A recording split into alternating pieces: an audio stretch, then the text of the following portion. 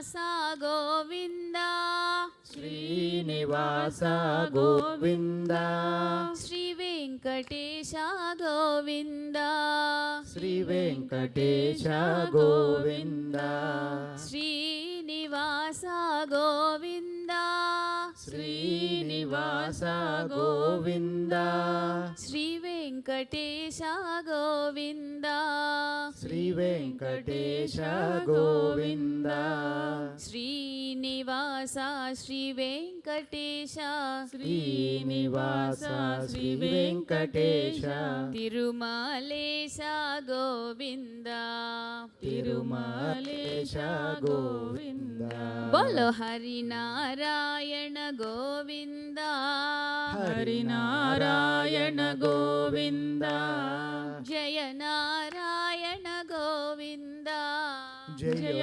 నారాయణ గోవింద హరినారాయణ జయ నారాయణ హరినారాయణ జయ నారాయణ భజో నారాయణ గోవింద భజ నారాయణ గోవింద పాండురంగా గోవింద పాండురంగ గోవింద పండరీనాథ గోవింద పండరీనాథ గోవింద పాండురంగా గోవింద పాండురంగ గోవింద పండరీనాథ గోవింద పండరీనాథ గోవింద పాండురంగ పండరీనాథ పాండురంగ పండరీనాథ పుండరీకాక్ష గోవింద పుండరీకాక్ష గోవింద బోలో హరినారాయణ గోవింద హరినారాయణ గోవింద జయ నారాయణ గోవింద జయ నారాయణ గోవింద హరినారాయణ జయ నారాయణ హరినారాయణ జయ నారాయణ భజో నారాయణ గోవింద భజ నారాయణ గోవింద కస్తూరి రంగా గోవింద కస్తూరి రంగ గోవింద కావేరి రంగా గోవింద కావేరి రంగ గోవింద కస్తూరి రంగా గోవింద కస్తూరి రంగ గోవింద కావేరి రంగా గోవింద కావేరి రంగ గోవింద కస్తూరి రంగా కావేరి రంగా కస్తూరి రంగ కావేరి రంగా శ్రీరంగనాథ గోవింద శ్రీరంగనాథ గోవింద బోలో హరినారాయణ గోవింద హరినారాయణ గోవింద జయ నారాయణ గోవింద జయ నారాయణ గోవింద హరినారాయణ జయ నారాయణ హరినారాయణ జయ నారాయణ భజో నారాయణ గోవింద భజ నారాయణ గోవింద భజో నారాయణ గోవింద భజ నారాయణ గోవింద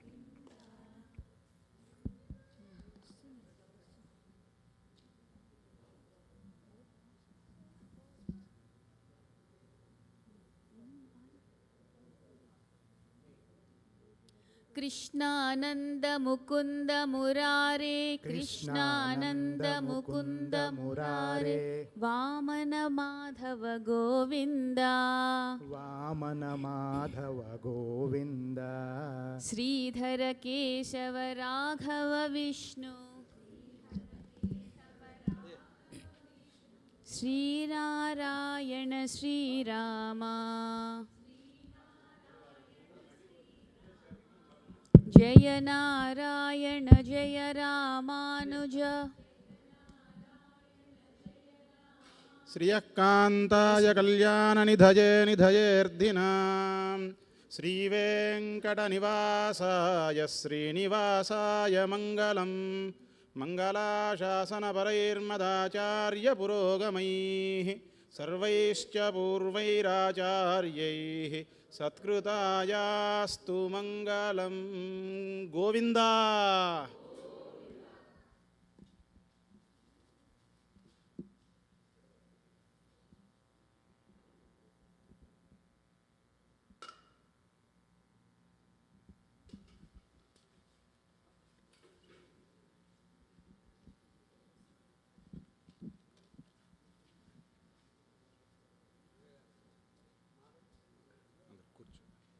కూర్చోండమ్మా, కూర్చోండి, అందరూ కూర్చోండి. జై శ్రీమన్నారాయణ.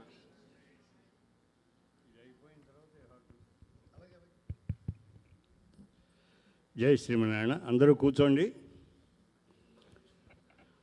మీరు ఏదైనా Jai Srimanarayana. May I request everybody to please be seated. We are incredibly fortunate to have a great Vidwan in the midst of us who is going to be addressing the audience. I request everybody to please maintain silence and take their seats. In the midst of us today, we have Sri Ubhaya Vedanta Samudrala Venkata Ranga Ramanujacharya Swami,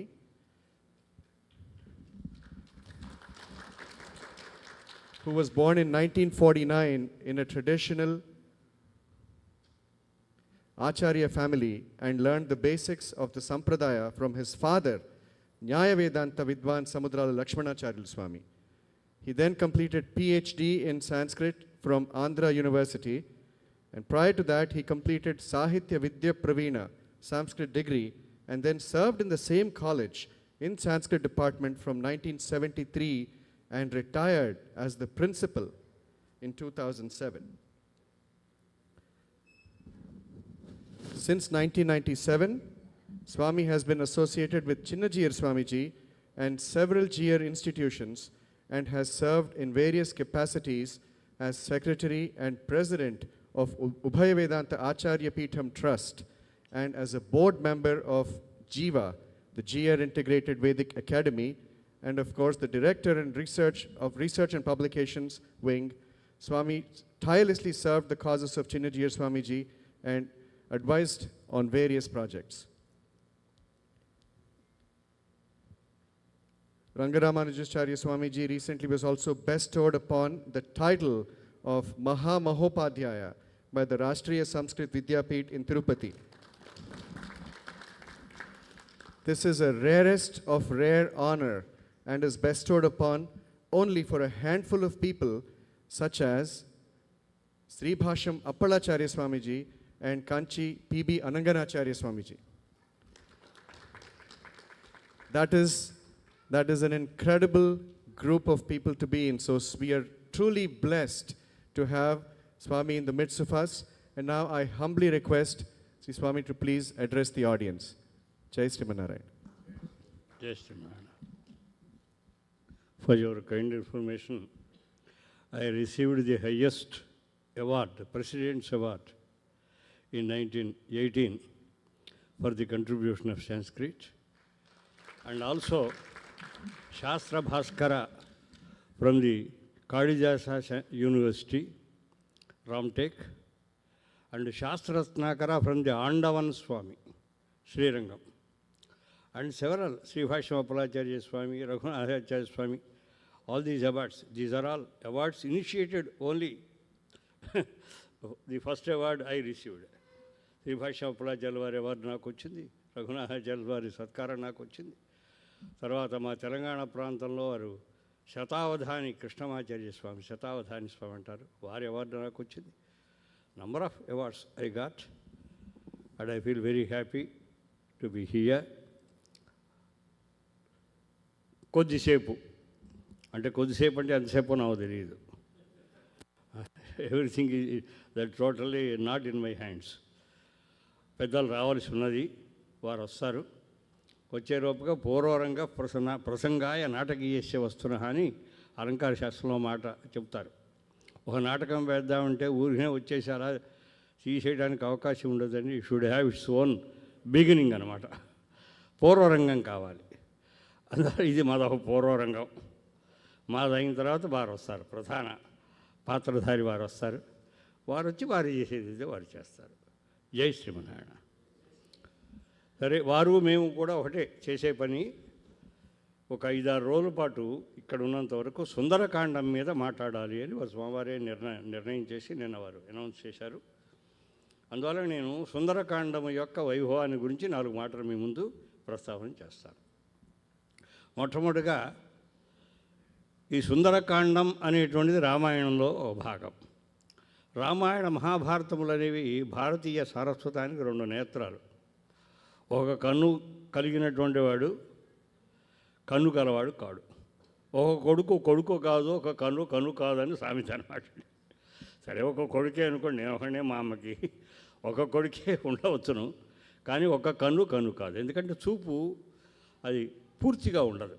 ఒక కంటితో చూస్తే పార్షియల్గానే we can see, అంతేగాని we can't see completely అనమాట. అలాగా రామాయణ మహాభారతములు 2 కళ్ళు.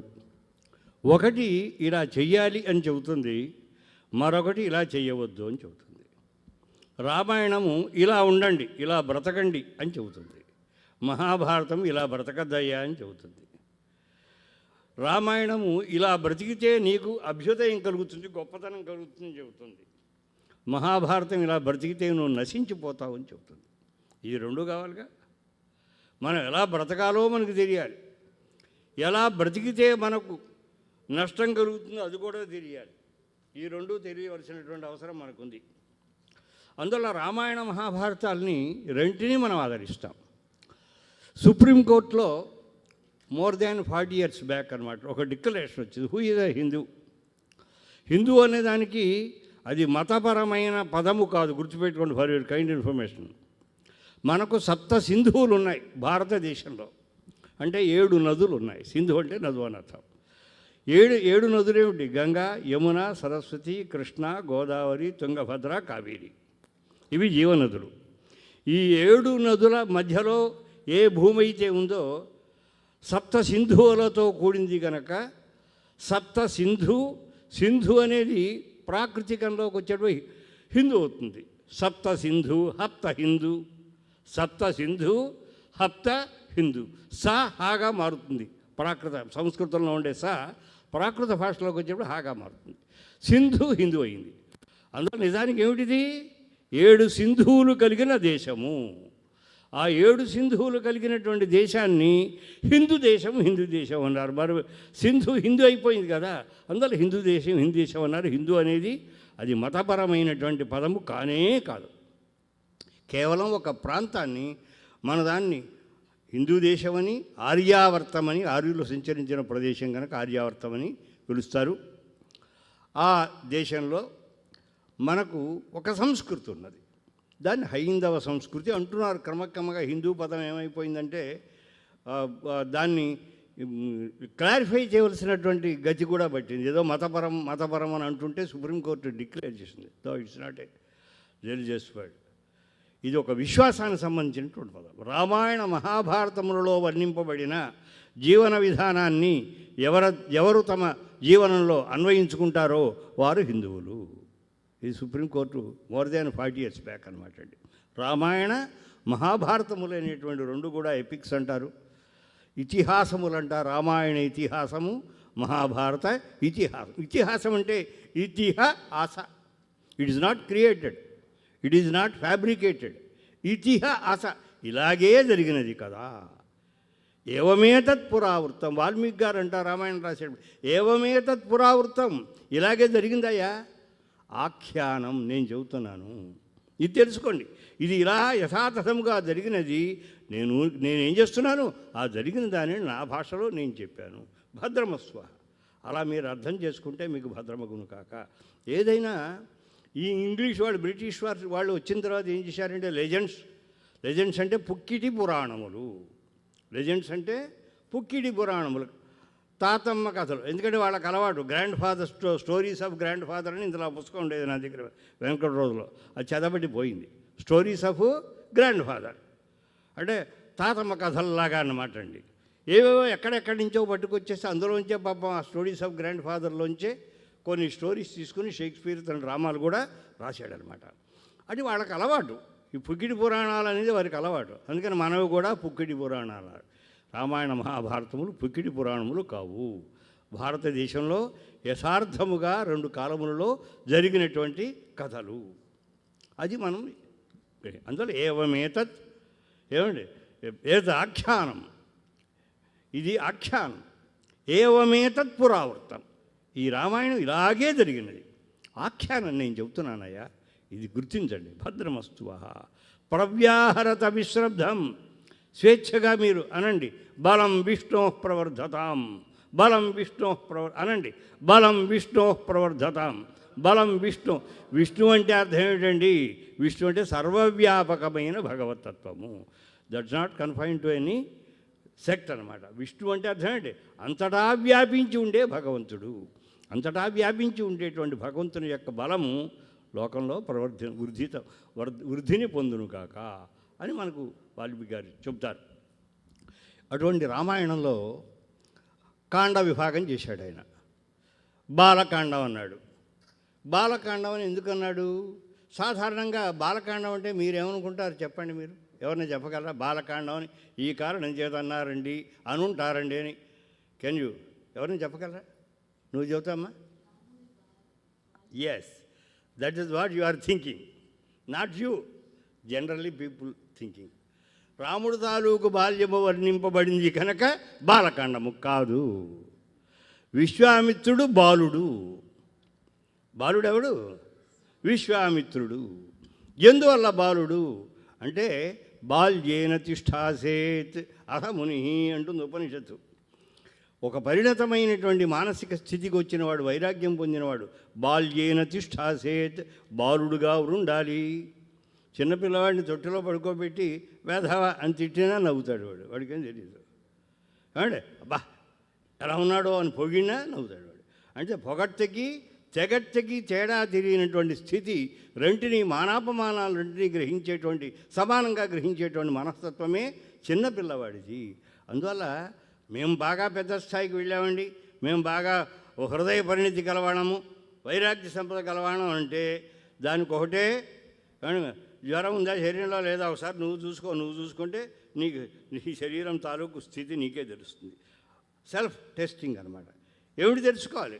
నేను బాలుడిని అయినట్టయితే ఒకడు నన్ను పొగిడినా నేనేమి చాలా బాగుందని భుజాలు కొట్టుకోకూడదు, ఒకడు నన్ను తిట్టినా పట్టించుకోకూడదు. అంటే పొగడ్తలను తెగడ్తలను సమానముగా గ్రహించేటువంటి వాడెవడో వాడే బాలుడు. విశ్వామిత్రుని యొక్క జీవితంలో చాలా తీవ్ర స్థితిలో ఉన్నటువంటి వాడు ఇక్ష్వాకువంశానికి సంబంధించిన మహాప్రభు అయిన అటువంటి ప్రభు విశ్వామిత్రుడు గారు. ఆయన జీవితం చూస్తే ఆయన బాలుడుగా అయినాడు. అంటే ఏ స్థితికి వచ్చాడు? పొగడ్తలు తెగడ్తలు రెండుని సమానముగా చూసేటువంటి సిద్ధస్థితి అంటారు. ఆ సిద్ధప్రాయమైన స్థితికే ఆయన వచ్చినాడు. రాముడికి చెబుతున్నారు, రాముడికి చూపిస్తున్నాడు, ఏమయ్యా నువ్వు అమ్మవారిని చేపట్టాలి, లోకాన్ని రక్షించాలి. ఆవిడ లేకపోతే ఏమంటే శివశక్త్యాయుక్తో యది భవతి శక్త ప్రభవితం నచేదేవం దేవ నఖలు కుశల స్పందితుమపి అంటాడు శంకరాచార్య వారు. శివ శక్త్యాయుక్తో ఇది భవతి.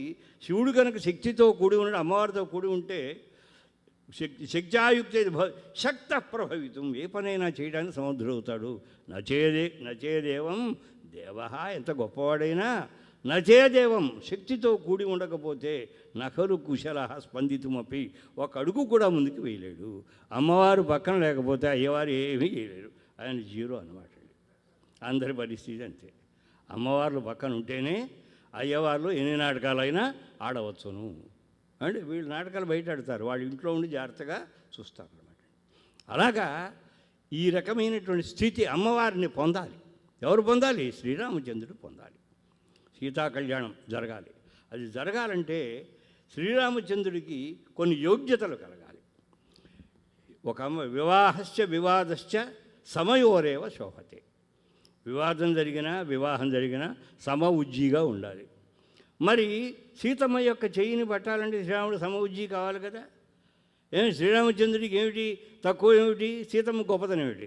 సీతమ్మ ఆవిడ యోనిజ కాదు, ఒక తల్లి గర్భం నుంచి పుట్టింది కాదు. మరి ఆయన అందరూ 10 నెలలు తల్లి కడుపులో ఉంటే ఈయన ద్వాదశ మాసాన్ 12 నెలలు తక్కువ కాదన్నట్టుగా తను మాతృగర్భంలో ఉండి పుట్టినవాడు. అంటే తల్లి కడుపున పుట్టినటువంటి వాడు శ్రీరామచంద్రుడు, అసలు కడుపునే పుట్టనటువంటిది సీతాదేవి. మరి గొప్పదే కదా. పుట్టుక చేత ఆవిడ ఎటువంటిది రాముడి కంటే చాలా గొప్పది. మరి అటువంటి స్థితి కలిగినటువంటి అయోధ్య అయినటువంటి సీతాదేవి యొక్క కరాన్ని గ్రహించాలంటే ఈయనలో కొన్ని యోగ్యతలు కావాలి. ఆ యోగ్యతలను ఆయన నిరూపించుకోవాలి. అన్నమ్మా మీ అబ్బాయితో మేము చేసుకుంటామంటే ఇప్పుడు ఇవాళ మనం పరిగెడుతున్నాం, కానీ కన్యాపితృత్వం బహు వందనీయం. ఆడపిల్లను కన్నా తండ్రియే గొప్పవాడు. అక్కడికి వెళ్ళి అడగాలి. ఏమంటే అయాచితాని దేయాని సర్వద్రవ్యాణి భారత. అడగకుండా ఏ వస్తువైనా ఇవ్వవచ్చును.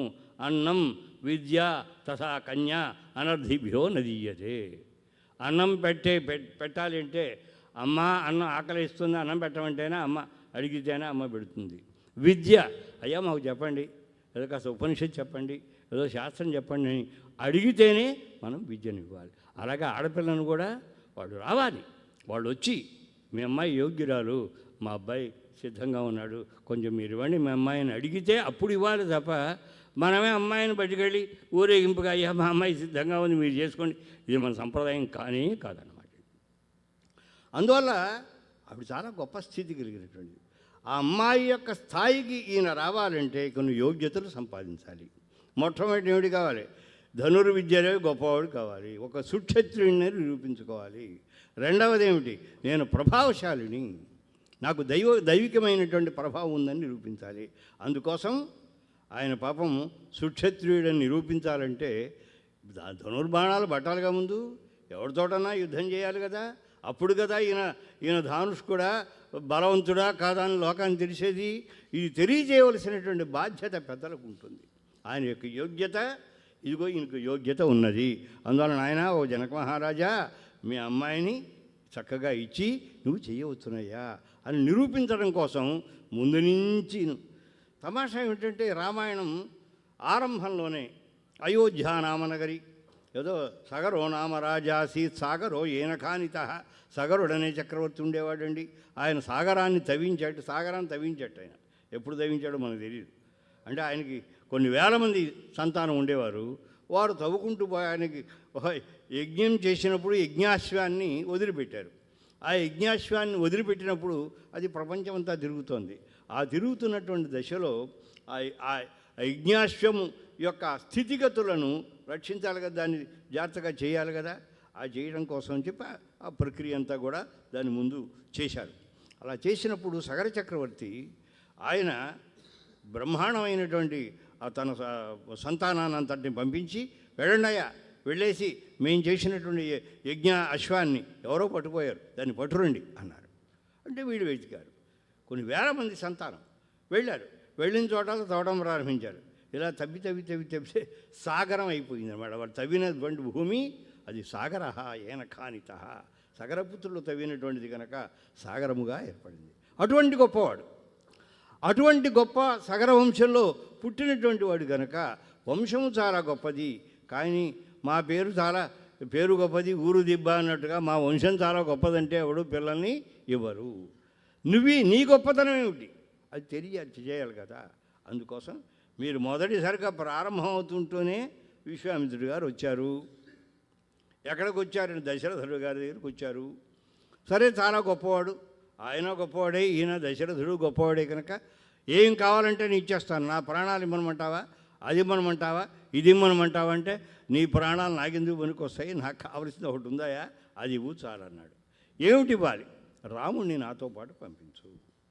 నాకు 2 రాక్షసులు నన్ను బాధ పెడుతున్నారు, నేను యజ్ఞం చేద్దామంటే దానికి బాధ కలగజేస్తున్నారు. అందువల్ల ఆ బాధను నివారించడానికి నీ కుమారుడైనట్టు రాముడిని నాతో పంపించు. వెంటనే దశరథ నేను పంపించాను అన్నాడు. ముందేమో వాగ్దానం చేశాడు. వాగ్దానం చేసినటువంటి పెద్ద మనిషి తీరా ఇవ్వనమంటే నేను ఇవ్వను అన్నాడు. ఇవ్వనంటే అప్పుడు వశిష్ఠుల వారు వచ్చి అహం వేద్మి మహాత్మానం రామం సత్యపరాక్రమం. రాముడంటే ఎవడనుకున్నా సత్యపరాక్రముడయ్యా. ఇక్కడ చూడండి, రామాయణంలో ఎక్కడ రాముడికి వేసినా సత్యపరాక్రమ సత్యపరాక్రమ. సత్యం విషయంలో పరాక్రమిస్తాడు. సత్యానికి ఏ రకమైనటువంటి హాని కలగటాన్ని ఆయన ఒప్పుకోడు. అటువంటి సత్యపరాక్రమత్వం ఆయన దగ్గర ఉంది. మరి దశరథుడి దగ్గర ఏముంటుంది? సత్యపరాక్రమత్వం లేదు. సత్యపరాక్రమత్వం ఉంటే ఏం చేసేవాడు? నేను చేస్తానన్న పని వెంటనే చేసి చూపించేవాడు. అలా చేయలే. ముందేమో నేను నాకు ఏం కావాలంటే అది ఇస్తానన్నాడు. తీరా అడిగేటప్పటికల్లా నేను పంపించను, నా కొడుకును పంపించను, వాళ్ళు లేకపోతే నేను బ్రతకను అని ఇలా మాట్లాడాడు. అందువల్ల సత్యపరాక్రమత్వం లోకంలో చాటవలసినటువంటి అగత్యం ఉన్నది. ఎందుకంటే ధర్మాన్ని లోకంలో చాటవలసినటువంటి వాడు ధర్మస్య ప్రభురచ్యుత. ధర్మాన్ని ఎప్పుడు లోకంలో స్థాపన చేయాలన్నా సత్యధర్మములు రెండు కూడా ఒక బండికి రెండు చక్రాల వంటివి. ఒకడికి సత్యమే ఉంటుంది, ధర్మం ఉండదు. ఒక ఆయన ధర్మమే ఉంటుంది, సత్యం ఉండదు. వీడు పనికి మానేవాడే, వాడు పనికి మానేవాడే. అంటే దశరథుడు కైకేయి నీవు ఒక మాట అన్నావు కనుక ఆ అన్న మాటను నిలబెట్టుకో. సత్యానికి కట్టుబడు రాజే సత్యే స్థిరీభవ. నువ్వు సత్యం కోసం నువ్వు తెరబడు అంది కైకేయి. దశరథుడు ఆయన అనుకున్నాడు, నేను పరిపాలకుని కదా, నా తర్వాత రాజ్య పరిపాలన చేసే ధర్మము నా కొడుక్కుంది కనుక నేను ధర్మాన్ని పట్టుకుంటాను అంటే దశరథుడు ధర్మాన్ని పట్టుకున్నాడు, కైకేయి సత్యాన్ని పట్టుకో. సత్యే తిష్ట రాజన్, సత్యంలో నిలబడు. ప్రాణం పోయినా సరే, ప్రాణం జాయ్ పరవచన్ నజాయ్ అంటుంటారు కదా, ప్రాణం పోయినా సరే సత్యం ముందు స్థిరముగా ఉండు అని కైకేయి పట్టుకుంది. అంటే రథానికి ఒక చక్రం ఆవిడ పట్టుకుంది. ఒక చక్రం ధర్మం ప్రజాపాలనము, నాకు అంతకంటే ధర్మం లేదని దశరథుడు గారు పట్టుకొని, అందుకోసం రాముడికి రాజ్యం కావాలని ఆయనంటే, నువ్వు నాకు వివాహం చేసుకునేటప్పుడు రాజ్యం ఇస్తానన్నావు, అది మర్చిపోకు రాజా దశరథ. ఎందుకంటే ఆనాడు కైకేయికి వాగ్దానం చేశాడు, నా రాజ్యం అంతా ఇచ్చేస్తా నీకు అన్నాడు పెళ్లి చేసుకునేటప్పుడు. అయితే మూడో పెళ్ళం ఎవడిస్తాడు? అప్పటికే ఇద్దరు అయిపోయింది, వాడికి పిల్లలు లేరు, పీతులు లేదు, ఏమీ లేదు. ఈ మూడో ఆవిడని ఇవ్వాలంటే ఊరిని ఇచ్చేస్తారా? అప్పుడు రాజుగారు ఏమన్నాడు, మా అమ్మాయికి పుట్టినటువంటి వాడికి నువ్వు రాజ్యం ఇవ్వాలి, రాజ్యాధికారం ఇవ్వాలి అంటే ఇస్తానన్నాడు. అందువల్ల అక్కడ అసత్యానికి నిలబడు అంటుంది ఆవిడ. ఈయనంటాడు, నేను అన్నమాట వాస్తవమే, కానీ నా కొడుకు పరిపాలకుడు కావాలి, నేను రాజుని ఏం చేయాలి? లోకపాలనము నా ధర్మం గనక ఉత్తముడైన పరిపాలకుడిని నేను లోకానికి ఇవ్వాలి, అందువల్ల నేను ధర్మాన్ని కట్టుబడి ఉంటానంటాడు ఆయన. అంటే ధర్మాన్ని ఒకరు, సత్యాన్ని ఒకరు. అందువల్ల సత్యాన్ని పట్టుకున్నటువంటి కైకేయి నశించింది, ధర్మాన్ని మాత్రమే పట్టుకున్న దశరథుడు నశించినాడు. ఇప్పుడు రాముడికి ఏమిటి కావాలి?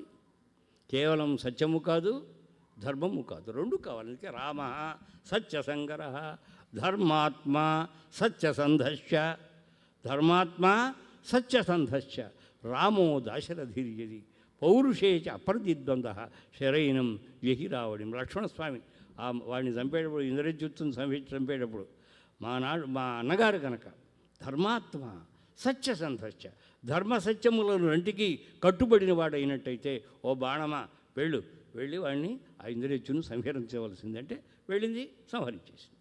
అంటే రాముడు ఎటువంటి వాడు? సత్యధర్మములు రెంటిని కూడా సమానంగా తీసుకున్నవాడు. అందువల్ల మనం కూడా జీవితంలో ఏమిటి కావాలంటే సత్యము కావాలి, మనకు ధర్మము కావాలి. ఆ రెంటిని సమస్కంధముగా మన జీవనంలో అన్వయించుకోవాలి. అది మనకు రామాయణం మనకి చెప్పడం కోసం ఆవిర్భవించిందనమాట. సరే, ఈయన బాలుడు. ఎవరు బాలుడు అని చెప్పాను నేను? విశ్వామిత్రుడు బాలుడు. ఎందువల్ల ముందు మానాపమానాన్ని జయించాడు. ఇక్ష్వాకువంశానికి చెందినటువంటి రాజా ఆయన కూడాను. ఒకసారి వచ్చాడు, వశిష్ఠాశ్రమానికి వచ్చాడు. అక్కడ ఆయన ఆతిథ్యం ఇచ్చాడు.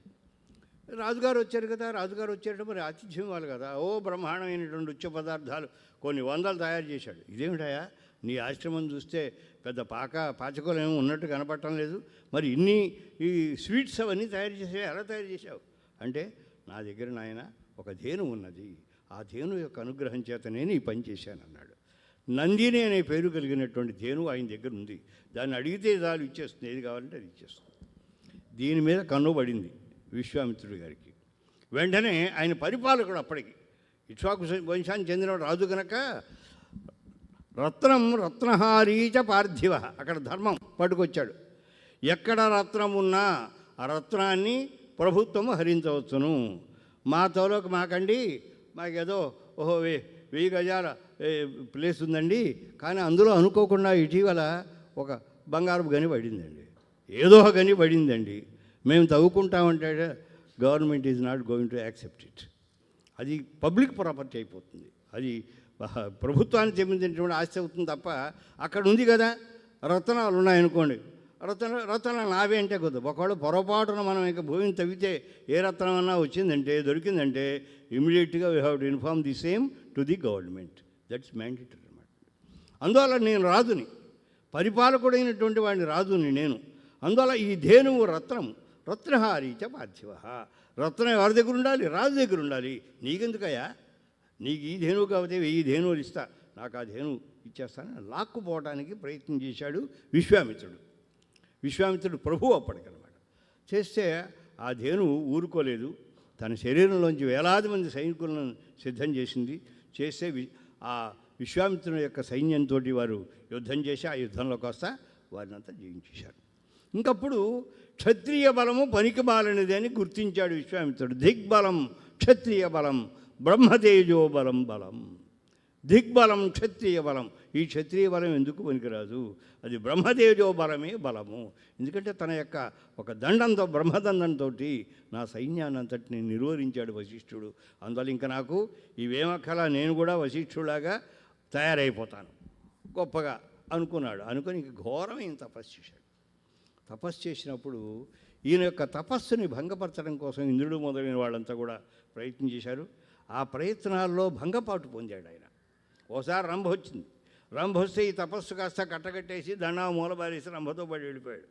అప్పుడే ఊర్వశి, అది ఎవరితో ఒకటి ఊర్వశి కాదు, అది ఎవరితో పుట్టింది, ఒక అమ్మాయి పుట్టింది, మేనక, దాని పేరు మేనక అనేటువంటిది పుట్టింది అనమాట. ఇలాగా ఆ రకంగా తపస్సు కొంత పాడు చేసుకున్నాడు. ఇంతలో ఒక మహారాజు గారు వచ్చారు, త్రిశంకు అనే మహారాజు.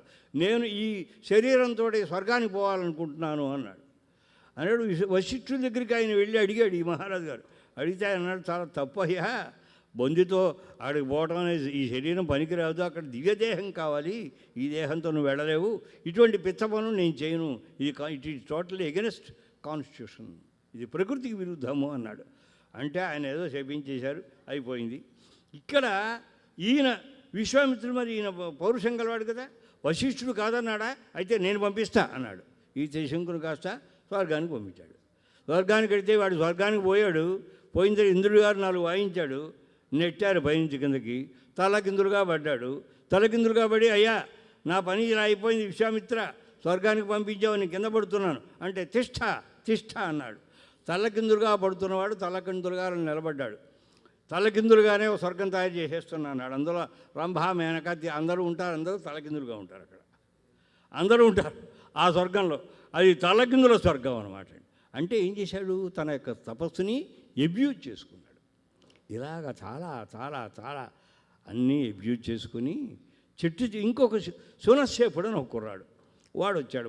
వాడికి ఏదో తన బలాన్ని, తపో బలాన్ని కొంత వాడి కోసం ఖర్చు పెట్టాడు. ఇలా ఖర్చు పెట్టిన తర్వాత చివరికి ఆయనకి కొంచెం రిపెంటెన్స్ కలిగింది. అయ్యో ఏమిటి నేను చేసినటువంటి పని, నేను బ్రహ్మర్షిత్వం పొందాలి, వశిష్ఠునిలాగా నేను కూడా బ్రహ్మర్షిని కావాలి, నేను ఇంకా రాజర్షిని అయ్యాను, రాజుగా ఉండి ఋషిని అయ్యాను, అలా కాదు, బ్రహ్మర్షిత్వం నాకు కావాలి. అయితే తపస్సు చేశాడు, బ్రహ్మాండంగా తపస్సు చేశాడు. ప్రపంచాలన్నీ మునిగిపోయినాయి. బ్రహ్మగారు వచ్చారు, అయ్యే నువ్వు బ్రహ్మర్షి అయ్యావు, లేవయ్యా విశ్వామిత్ర లే అంటే, నువ్వెవడు అంటానికి వశిష్ఠుడు రావాలి, ఆయన నేను బ్రహ్మర్షి అంటేనే నేను ఒప్పుకుంటాను తప్ప లేకపోతే ఒప్పుకోను అన్నాడు. సరే వశిష్ఠుడి గారిని పిలిచారు, అయ్యా నువ్వురా, వచ్చి ఆయన బ్రహ్మర్షి అన్నాను, అనకపోతే ఆయన వదిలేటట్టు లేడు అని అంటే, నాయన నువ్వు బ్రహ్మర్షి అయ్యావు లే అని వశిష్ఠుడు వచ్చి బ్రహ్మర్షిత్వాన్ని విశ్వామిత్రునికి అనుగ్రహించాడు. అనుగ్రహిస్తే అప్పుడు బ్రహ్మర్షి అయిపోయాడు. ఎప్పుడైతే తాను బ్రహ్మర్షి అయినాడో, అయిన తర్వాత ఇంకా లౌకికమైనటువంటి ప్రక్రియ ఏది ఉండదు. స్వామిని సేవించాలి, అమ్మవారిని సేవించాలి, వాళ్ళిద్దరినీ కలపాలి. తద్వారా రామ అవతారానికి రావణ సంహరణం ప్రధానమైన లక్ష్యం గనక, శత్రు సంహరణం లక్ష్యం గనక ఆ లక్ష్యాన్ని సాధించాలి అని జీవితాన్నంతటినీ ఆయన అందులో వినియోగించి సీతారాములిద్దరినీ కలిపి వారిద్దరికి పరిణయం అయ్యేంత వరకు తాను దగ్గరగా వశిష్ఠునితో పాటు తాను దగ్గర ఉండి అది అయిపోయిన తర్వాత కుతోగత, అక్కడ వాల్మీకి అంటాడు కుతోగత, ఎక్కడికో పోయాడండి, ఎక్కడికి పోయాడో మనకు తెలియదు. ఈ నెవర్ రిటర్న్ బ్యాక్ అనమాట. మళ్ళీ విశ్వామిత్రుడు తిరిగి రాలేదు, అంటే సిద్ధిని పొందాడు. ఇంతకీ ఎవడు విశ్వామిత్రుడు? బాలుడు. బాలుడు అంటే అర్థం ఏంటండి? మానాపమానములు రెంటిని కూడా సమానముగా చేసి అథ ముని అంటే మునిత్వాన్ని పొందినటువంటి వాడు ఎవడో అతడే బాలుడు. అటువంటి విశ్వామిత్రుడనే బాలుని యొక్క కథను చెప్పినది కనుక బాలకాండము. ఇప్పుడు అర్థమైందా మీకు? బాలకాండం అంటే ఎందుకు బాలకాండం అయింది? రాముడు బాలుడు కనుక ఎవడు బాలుడుగా? లక్ష్మణుడు బాలుడు కాదు ఏంటి? లక్ష్మణకాండం అనొచ్చుగా. భరతుడు కాదా? భరతకాండం అనండి, శత్రుఘ్నకాండం అనండి, అందరూ ప్రతివాడు బాలుడే. అది కాదు. బాలత్వం అంటే ఎవడైతే మానాపమానమును సమానముగా చూసి సిద్ధిని పొందాడో, అమ్మవారి యొక్క సాక్షాత్కారాన్ని పొందాడో, అయ్యవారితో అమ్మవారిని కలిపాడో అతడు బాలుడు. ఎవడైనా విశ్వామిత్రుడు. అందువల్ల రాముడికి కథలన్నీ చూపించాలి, ఇవన్నీ చూపించాలి. ఎందుకంటే రాముడిని ఒక ఉత్తమమైనటువంటి స్థితికి తీసుకువెళ్ళాలి కనుక నాయన ఆయన బ్రహ్మర్షి అయినాడంటే విశ్వామిత్రుడు ఒక రోజున బ్రహ్మర్షి కాలేదు, ఇంత శ్రమ పడితే ఆయన బ్రహ్మర్షి అయినాడు సుమా. అందువల్ల నువ్వు కూడా విశ్వామిత్రులాగా శ్రమ పడితే తప్ప నీ గొప్పతనం కలగదు. ఇప్పుడు సీతాదేవిని నువ్వు పరిగ్రహిస్తున్నావు. పరిగ్రహించిన తర్వాత నువ్వు రావణ సంహరణం చేయాలంటే వాడు రావణాసుడు సామాన్యుడు కాదు, 10 శిరస్సులు కలిగినటువంటి వాడు. 10 శిరస్సులు అంటే 10 ఇంద్రియములు, 10 శిరస్సులు అనమాట అండి. 10 ఇంద్రియములకు లొంగి వాడికి లేనటువంటి వరం అంటూ లేదు. బ్రహ్మాండమైనటువంటి బ్రహ్మగారి యొక్క వరాలు పొందేశాడు. పులశ్చ బ్రహ్మ యొక్క సంతానముగా వాడు బ్రహ్మాండంగా పొందాడు. మా వంశంలో గొప్పవాడు ఎవడూ లేడు, మా వాడిని గొప్పవాడిని చేస్తాననుకున్నట్ట బ్రహ్మగారు. ఆ వంశంలో పులశ్చ బ్రహ్మ వంశంలో రావణ బ్రహ్మ అంటారు. విన్నారా మీరు? రావణ బ్రహ్మవంశంలో పుట్టినవాడు అన్నమాట. అంత గొప్పవాడు. అంటే చతుర్ముఖ బ్రహ్మ యొక్క అనుగ్రహం చేత ఆ స్థితిని పొందినవాడు. అందువల్ల వాడు సామాన్యంగా పోడు కదా. అటువంటి వాడిని సంహరించాలంటే సామాన్యమైన విషయం కాదు కదా. అందుకోసం నాయన నువ్వు రావణ సంహరణం చెయ్యాలంటే నీకు ఎన్నో యోగ్యతలు కావాలి సుమా. మొట్టమొదటిగా ఎవరిని పొందాలి? అమ్మవారిని పొందాలి. ఇందాక చెప్పాను కదా, శివశక్త్యాయుక్తో ఇది భవతి శక్త ప్రభవితం. పరమశివుడైన శక్తి ఉంటేనే ఆయన ఏమైనా చేయగలడు, లేకపోతే ఎందుకు పనికిరాడు. అలాగే నారాయణుడైనా లక్ష్మీదేవి ప్రక్కన ఉంటేనే ఆయన లోక రక్షణ చేయగలుగుతాడు, లేకపోతే చేయలేడు. అది నిరూపించడం కోసం చక్కగా తీసుకొచ్చారు. తీసుకొచ్చిన తర్వాత ఈ రకంగా బాలకాండ. సరే, అయోధ్యాకాండ. అయోధ్య గురించి చెప్పారు కనుక అయోధ్యాకాండ. అరణ్యంలో ఉన్నారు కనుక అరణ్యకాండ. యుద్ధం చేశారు కనుక యుద్ధకాండ. మధ్యలో సుందరకాండం ఒకటి వచ్చింది. ఇదేమిటి సుందరకాండం? ఈ సుందరకాండం ఏమిటి? బాలకాండం అంటే బాలుడు విశ్వామిత్రుడు అని చెప్పుకున్నాం. అంటే అయోధ్యాకాండం అంటే అయోధ్య యొక్క చరిత్ర అంతా అందులో ఉంది కనుక రాముడు 10 సంవత్సరాలు పరిపాలన చేశాడు. అక్కడ కథ అంతా అయోధ్యలో బ్రహ్మాండమైనటువంటి కథ జరిగింది కనుక అయోధ్యాకాండం అన్నారు. అరణ్యానికి వెళ్ళినారు కనుక అరణ్యకాండం అన్నారు. యుద్ధం చేసినారు కనుక యుద్ధకాండం అన్నారు.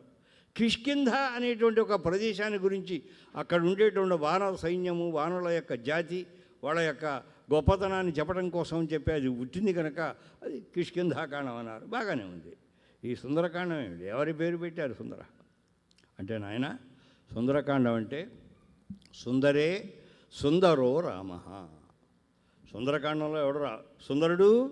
సుందరో రామ. సుందర కపి. సుందరకాండంలో సుందరుడైనటువంటి వాడు కపి హనుమంతుడు. సుందరి సీత. సుందరకాండంలో సుందరి ఎవరు? సీత. సుందరే కిమ్న సుందరం. సుందరకాండంలో సుందర కానిదేమిటయ్యా? అందువల్ల సుందరకాండంలో రామ సౌందర్యం ఉన్నది, సుందరకాండంలో హనుమత్ సౌందర్యం ఉన్నది, సుందరకాండంలో సీతా సౌందర్యం ఉన్నది. ఈ 3 సౌందర్యాలు ఎక్కడున్నాయి? మొట్టమొదట రామ సౌందర్యం ఎక్కడ వర్ణించారు? సీతాదేవి అడిగింది, ఏమయ్యా వానరాణం నరాణాంచ కథమాసీత్ సమాగమ. వాళ్ళిద్దరు కలిసిన తర్వాత కలవడానికి చాలా ప్రక్రియ అంతా జరిగిందనుకోండి. వెళ్ళాడు, ఎక్కడో చెట్టు మీద కూర్చున్నాడు, సమయం వస్తుందా అని చూస్తున్నాడు. ఈలోపుగా సుందరకాండ చాలా కథ అంతా జరిగింది. అంత అయిపోయిన తర్వాత నెమ్మదిగా కిందకి దిగొచ్చాడు. దిగొచ్చిన తర్వాత సంవాదం వచ్చింది. అయిన తర్వాత ఆవిడ అడిగింది, సీతాదేవి హనుమంతుడిని అడిగింది, ఏమయ్యా నరులకి వానులకి నరాణం వానరాణాంచ కథమాసీత్ సమాగమ. మీరేమో తోక కలిగిన వారు వానరులు, వారేమో నరులు, వీరికి సమాగమం ఎలా వచ్చిందయ్యా అని అంటే అప్పుడు ఆ కథ అంతా కూడా చెప్పుకొచ్చి దశరథో నామ రాజాసీత్, దశరథుడు అనేటువంటి మహారాజు ఉండేవాడు అని ఆ కథ అంతా చెప్పాడు. అక్కడ రామ సౌందర్యాన్ని వర్ణించాడు. మరి ఎలా వర్ణించాడు? ఇంత పొడుగు ఉంటాడు, ఇన్ని అంగుళాలు ఉంటాడు, ఇన్ని సెంటీమీటర్స్ ఉంటాడు, చతుష్కిక్కి అంటూ ఇలా ప్రారంభించి కొలతలు ఇచ్చాడు. అక్కడ అద్భుతమైనటువంటి కొలతలు వాల్మీకి గారు శ్రీరామచంద్రుని యొక్క శరీరం యొక్క ప్రమాణాన్నంతటినీ కొలతలతోటి చెప్పాడు. ఇదిగోనమ్మా, బహుశా రాముడి పక్కనే నువ్వు ఉంటావు, కానీ నీ కొలతలు ఏం తెలియదు. ఆయన చెయ్యి ఎంత పడుకుందో నువ్వు చెప్పు, రాముడు చేసుకున్నావు కదా. ఆయన కాలు ఎంత ఉందో చెప్పు, ఆయన ముక్కు ఎంత పడుకుందో చెప్పు. ఏమీ చెప్పలేదు ఆవిడ. రాముడిని ప్రేమించిందే రాముడు భర్తే, కానీ రాముని యొక్క సౌందర్యమును ఆవిడ పూర్తిగా వర్ణించగల స్థితి ఆవిడికి లేదు. అటువంటి రామ సౌందర్యాన్ని వర్ణించాడు కనుక సుందరే సుందరో రామ. సుందరకాండంలో ఎవరు సుందరుడు? రాముడు సుందరుడు. సుందరే సుందర కపి. మంత్రశాస్త్రంలో సుందర శబ్దానికి కపి అని అర్థం, అది మంత్రశాస్త్రంలో. సుందర శబ్దానికి కోతి అని అర్థం అన్నమాట మంత్రశాస్త్రంలో. ఇక్కడెవరండి? సుందర కపి, అందమైనవాడు ఆంజనేయ స్వామి. ఏమిటి ఆ సౌందర్యము? హనుమాన్ అంటారు. హనుమాన్, ఆ మాన్ అనే పదాన్ని అది మతు ప్రత్యయం అంటారు. ఎందుకు వాడారండి? అందమైన హనువులు కలవాడు. ఈ దవడలు చాలా అందంగా ఉన్నాయట, చాలా సుందరమైనటువంటి హనువులు కలవాడు అంటే దానికి చెప్పారు మంచి మాటకారండి. దవడలు బాగా ఉన్నాయనుకోండి, దాని పెద్ద ఏమిటి అది సౌందర్యం ఏమిటి? ఆయన దవడలు బాగా ఇంత లావులు ఉన్నాయండి, బాగున్నాయండి అంటే అసలు దానికి సౌందర్యం ఉంటుంది. హనుమాన్ అంటే ప్రశస్తములైన హనువులు కలవాడంటే అద్భుతముగా మాట్లాడగలిగినటువంటి నేర్పరితనము కలిగినవాడు. అందువల్ల హనుమాన్. ఆయనకుండేటువంటి గొప్పతనం చూపిస్తాడు. ఆయన వచ్చి అయ్యా సుగ్రీవో నామ ధర్మాత్మ కశ్చిర్ వానరయూథప. సుగ్రీవుడు అనేటువంటి ఒక ధర్మాత్ముడు ఉన్నాడండి, చాలా గొప్పవాడు. వాడికి అన్నయ్య వాలి అని ఒకడు ఉండేవాడు, వాడు పరమ అధార్మికుడు. సరే వారి కథ వీరి కథ అంతా చెబుతానని పాప అంతా వర్ణించాడు. అంతా వర్ణించి అద్భుతంగా మాట్లాడాడు. మాట్లాడితే శ్రీరామచంద్రుడు చాలా తెలివిగలవాడు. ఆయన మాట్లాడు ఎవరితో మాట్లాడవాలి వస్తే లక్ష్మణస్వామితో. ఎందుకంటే ఆ లక్ష్మణుడు ఎవరు? సాక్షాత్ ఆదిశేషుడు కదా, శేషాంశంతో పుట్టినవాడు కనుక మాటకారితనము సహస్ర ఫణములు కలవాడు కనుక మాటకారితనం కలిగినటువంటి వాడు కనుక ఇగో తమ్ముడు నాన్న లక్ష్మణ ఒకసారి నువ్వు మాట్లాడబోయ్ అన్నాడు. అంటే తాను తప్పుకున్నాడు. పక్కన అంటున్నాడు నూనం వ్యాకరణం కృత్సం అనేన బహుధాశ్రుతం. నవ వ్యాకరణ పండితుడు రా నాయన, చాలా ఒడి దగ్గర ఇట్టుకుని మాట్లాడు. నువ్వు ఏ పదం ప్రయోగిస్తావో ప్రయోగించేటప్పుడు సరిగా ప్రయోగించకపోతే దోషం వస్తుంది. నూనం వ్యాకరణం కృత్సం, సంపూర్ణముగా వ్యాకరణం అనేన బహుధాశ్రుతం. అనేక మారులు వ్యాకరణాన్ని చదువుకున్నాడు. ఎలా చెబుతావన్నా అన్నయ్య వ్యాకరణం బాగా చదువుకున్నాడు, నువ్వు ఎలా గుర్తిస్తావు? బహువ్యాహరత అనేన నకించిత్ అపశబ్దితం. వాడికి అసలు డొక్క శుద్ధి గలవాడిని ఎలా తెలుస్తుంది? 10 మాటలు మాట్లాడితే 5 తప్పులు మాట్లాడాడు అనుకోండి, భాషా దోషాలు, అభివ్యక్తి దోషాలు ఇటువంటివి చేశాడు అనుకోండి, అబ్బాయి వీడికి మాట రాదు, మంచి రాదు అంటారు. తెలుస్తుంది కదండి. ఏమండి అరగంట సేపు మనం మాట్లాడేది ఇది, ఆయన ఎటువంటి వాడు ఎటువంటి మనకు తెలియదు ఏంటండి. మాట్లాడుతుంటాం 100 తోటి తెల్లవారు లేస్తే మనం ఇంటరాక్ట్ అవుతుంటాం. కొందరు మాటకారితనం గల బుట్టలో వేసేసే తెలిసేట వాళ్ళు ఉంటుంటారు. అది ఆ వ్యక్తితో చేసిన భాషణం వల్ల తెలుస్తుంది.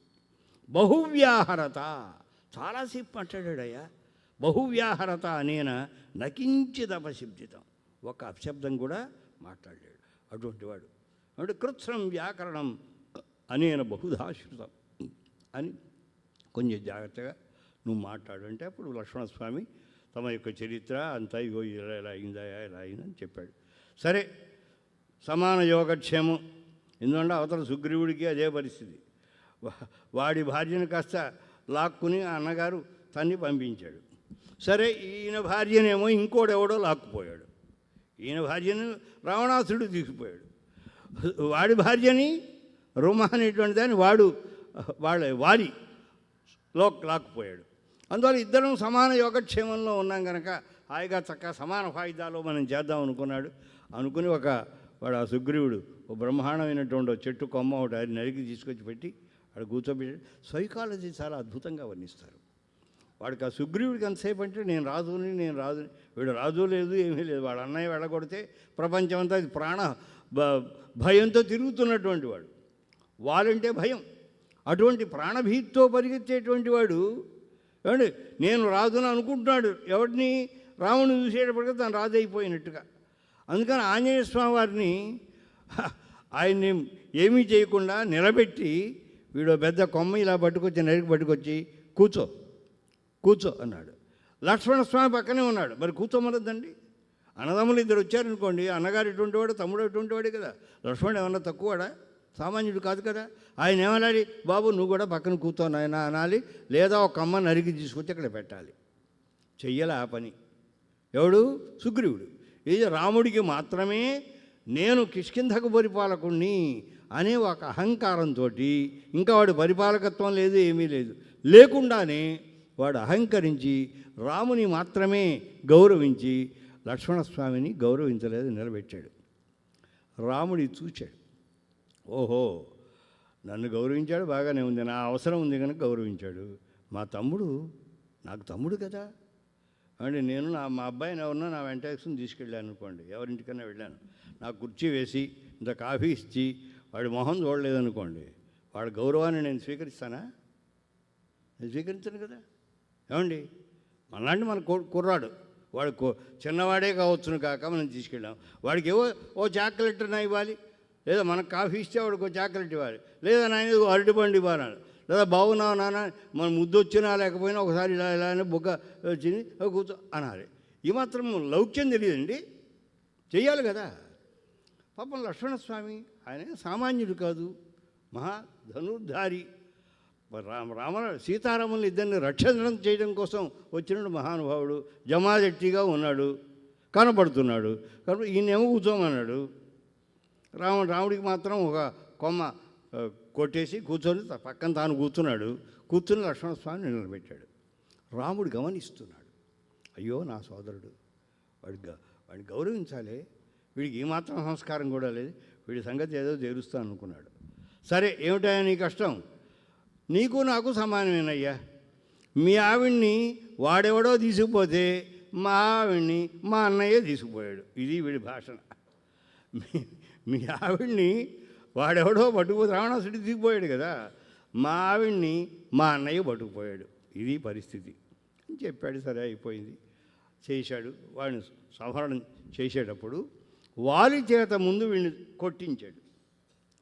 మరి మీ ఇద్దరు సమానంగా కనిపిస్తున్నారు, వాలికి సుగ్రీవుడికి తేడా తెలియదు, మీరు అన్నదమ్ములు, సరే ముందు మీరు తేల్చుకోండి అని వదిలితే వీడు వెళ్ళాడు, పిలవటం కోసం వెళ్ళాడు. రా అని వాలిని పిలిచాడు. వాడు వచ్చాడు. రాగానే యుద్ధానికి సిద్ధపడ్డారు. ఇద్దరు తన్నుకున్నారు. ఆ తన్నుకోవటంలో వాలి బాగా వాయికొట్టాడు. ఎవరిని? సుగ్రీవుడిని. కొడుతుంటే రాముడు చూస్తూ ఊరుకున్నాడు. ఏమయ్యా, బాణం వేసి కొట్టచ్చు కదా. వీడేమో వెరిమొహాలు చూస్తాడు, మా అన్నయ్య కొట్టేస్తున్నాడు, ఇంకాసేపు నన్ను చంపేస్తాడు, ఈ రాముడినేమో వాడి కాళ్ళు పట్టుకుంటేనేమో బాణం వేయటం లేదు అని వెరిమొహాలు ఇలా చూస్తున్నాడు. తను కొట్టని వీడు బాగా చిత్త కొట్టిన తర్వాత కానీ అప్పుడు కానీ బాగా వాయించిన తర్వాత సంకటం వదిలింది కదా, మా తమ్ముడికి నువ్వు అవమానం చేశావు, అందువల్ల నీకు ఈ దెబ్బలు తగలవలసిందే అని తగిలించిన తర్వాత అప్పుడు నెమ్మదిగా వారి మీద బాణం వదిలాడు. వారి సంహరణం చేశాడు. ఏమయ్యా, అన్యాయం అయ్యా, మా అన్నయ్య నన్ను కొడుతున్నాడు, బాధ పెడుతున్నాడు, ఒళ్ళంతా మర్దనం చేస్తున్నాడు, నువ్వు చూస్తున్నావు, ముందే బాణం వేయకూడదు, ఇంతసేపు ఎందుకు ఊరుకున్నావు అనంటే, అయ్యా మీ ఇద్దరూ సమానంగానే ఉన్నారయ్యా, మీ ఇద్దరూ చూస్తే అన్నదమ్ములు, వాళ్ళు సుగ్రీవులు ఒకే రకంగా ఉన్నారు, నేను డిస్టింగ్విష్ చేయలేకపోయినా అన్నాడు. ఎందుకు తెలియడు? అమంతరం రాముడు తెలియదా? వాడేమో పీకల దాకా తింటున్నాడు, వీడు తిండి తిప్పలేక తిరుగుతున్నాడు, వాళ్ళేమో బ్రహ్మాండంగా తింటున్నాడు, వాడు పరిపాలన చేసి ఉన్నవాడు. వీడికేమో కళలో ప్రాణాలు ఉన్నాయి, తిండి తిప్పలేవు, చిక్కిపోయి ఉన్నాడు వీడు. ఆ మాత్రం వాలి సుగ్రీవుని గుర్తించలేనంత వెర్రివాడు ఏం కాదు రాముడు. కానీ ఎందుకు చేశాడు?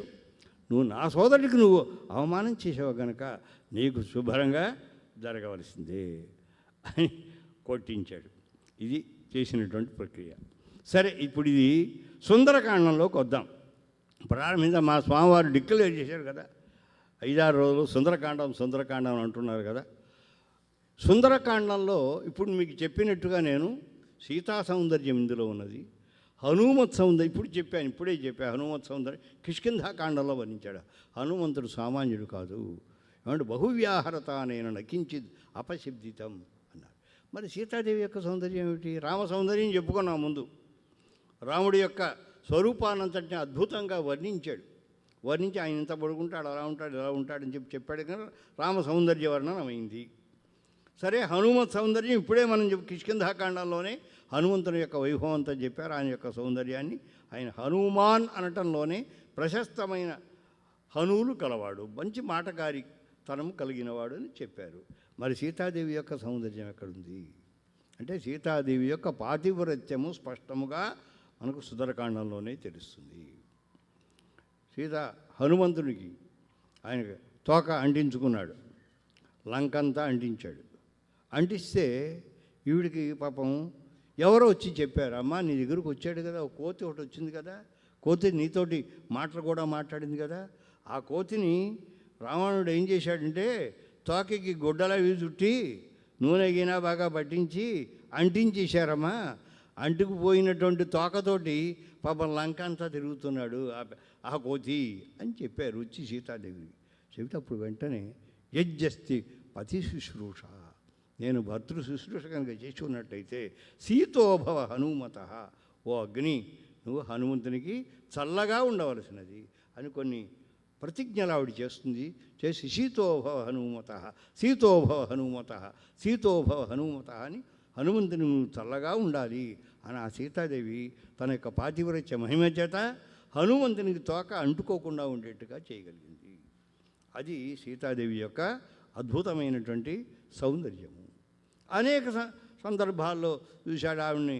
ఆయన మొట్టమొదటి చూడంగానే ఆంజనేయ స్వామివారు చూసి, ఏమిటండి ఇంత సౌందర్యవతి, చాలా గొప్ప అమ్మాయి, ఇటువంటి ఆయన ఏడుస్తున్నాడంటే ఏమండి ప్రపంచంలో ఎంతమందికి భార్యలు లేరు, ఎక్కడికన్నా 4 రోజుల పాటు పెళ్ళాం, ఎక్కడికన్నా వెళ్ళొచ్చు, ఇంత మాత్రం ఏడుస్తారు ఏంటి కూతుని కొంపలు అంటుకుపోయినట్టు.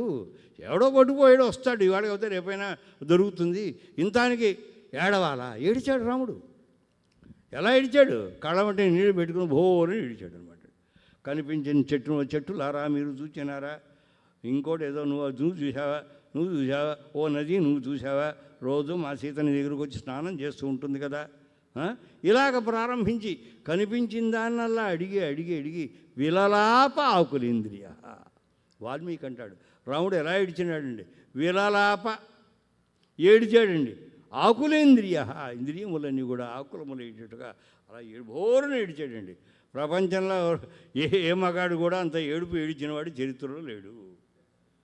ఇంత ఏడవలసిన అవసరం వచ్చిందా అంటే సీత యొక్క గొప్పదనం అటువంటిదన్నమాట అండి. పాపం సీత కోసం ఏడిచట.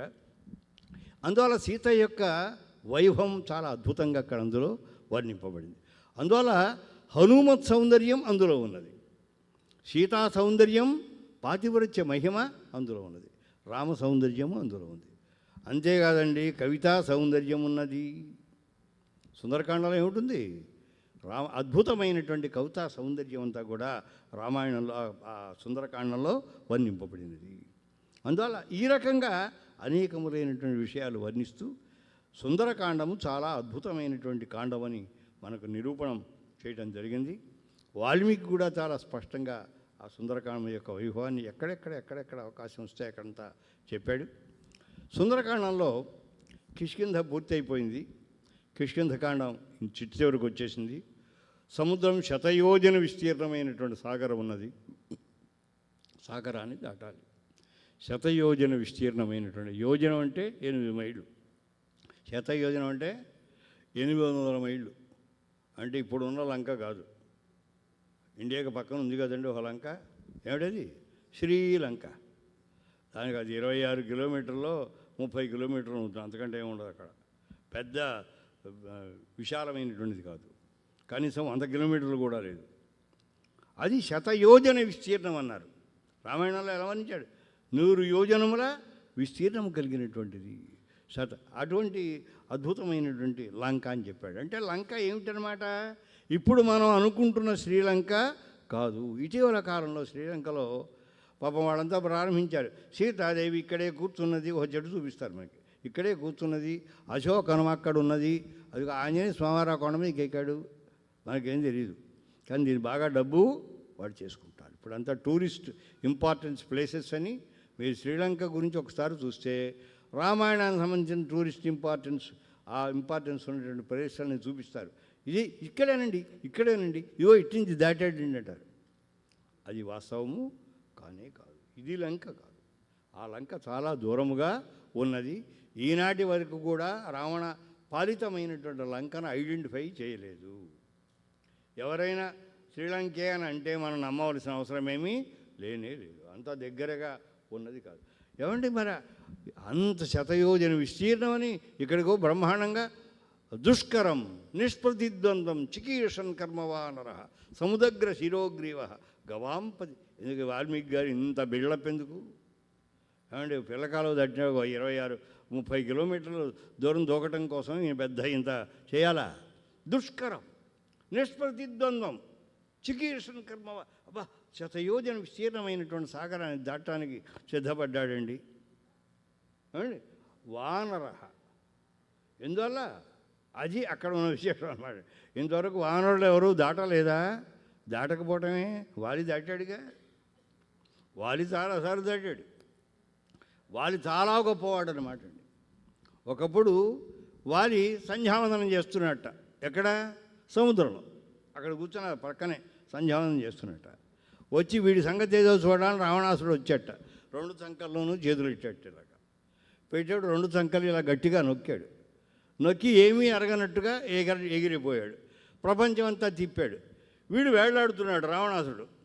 కుయ్యో మొర్రో అంటే ఆహరి కిందకి వదిలేశాట. అంతటి బలపరాక్రమములు కలిగినటువంటి వాడు వారి. మరి వాడిని తీశాడే. మరి విభీషణాదులంతా కూడా వస్తున్నారు కదా. వారంతా వచ్చారు, రాక్షసులు వచ్చారు, ఇంకోరు వచ్చారు, దేవతలు వచ్చారు. వారు కాదయ్యా, వానరులు ఎవరైనా సరే ఇంతవరకు దాన్ని దాటారా? ఇంతవరకు దాటలేదు. కోతులు ఏ కోతులు కూడా ఆ సముద్రాన్ని శతయోజన విస్తీర్ణమైనటువంటి సాగరాన్ని దాటిన దాఖలా లేదు. అందువల్ల ఆంజనేయ స్వామి వారు మొట్టమొదటిగా ప్రయత్నం చేస్తున్నాడు కనుక దుష్కరం, ఎవరు చేయడానికి వీల్లేదు. నిష్ప్రతిద్వంద్వం.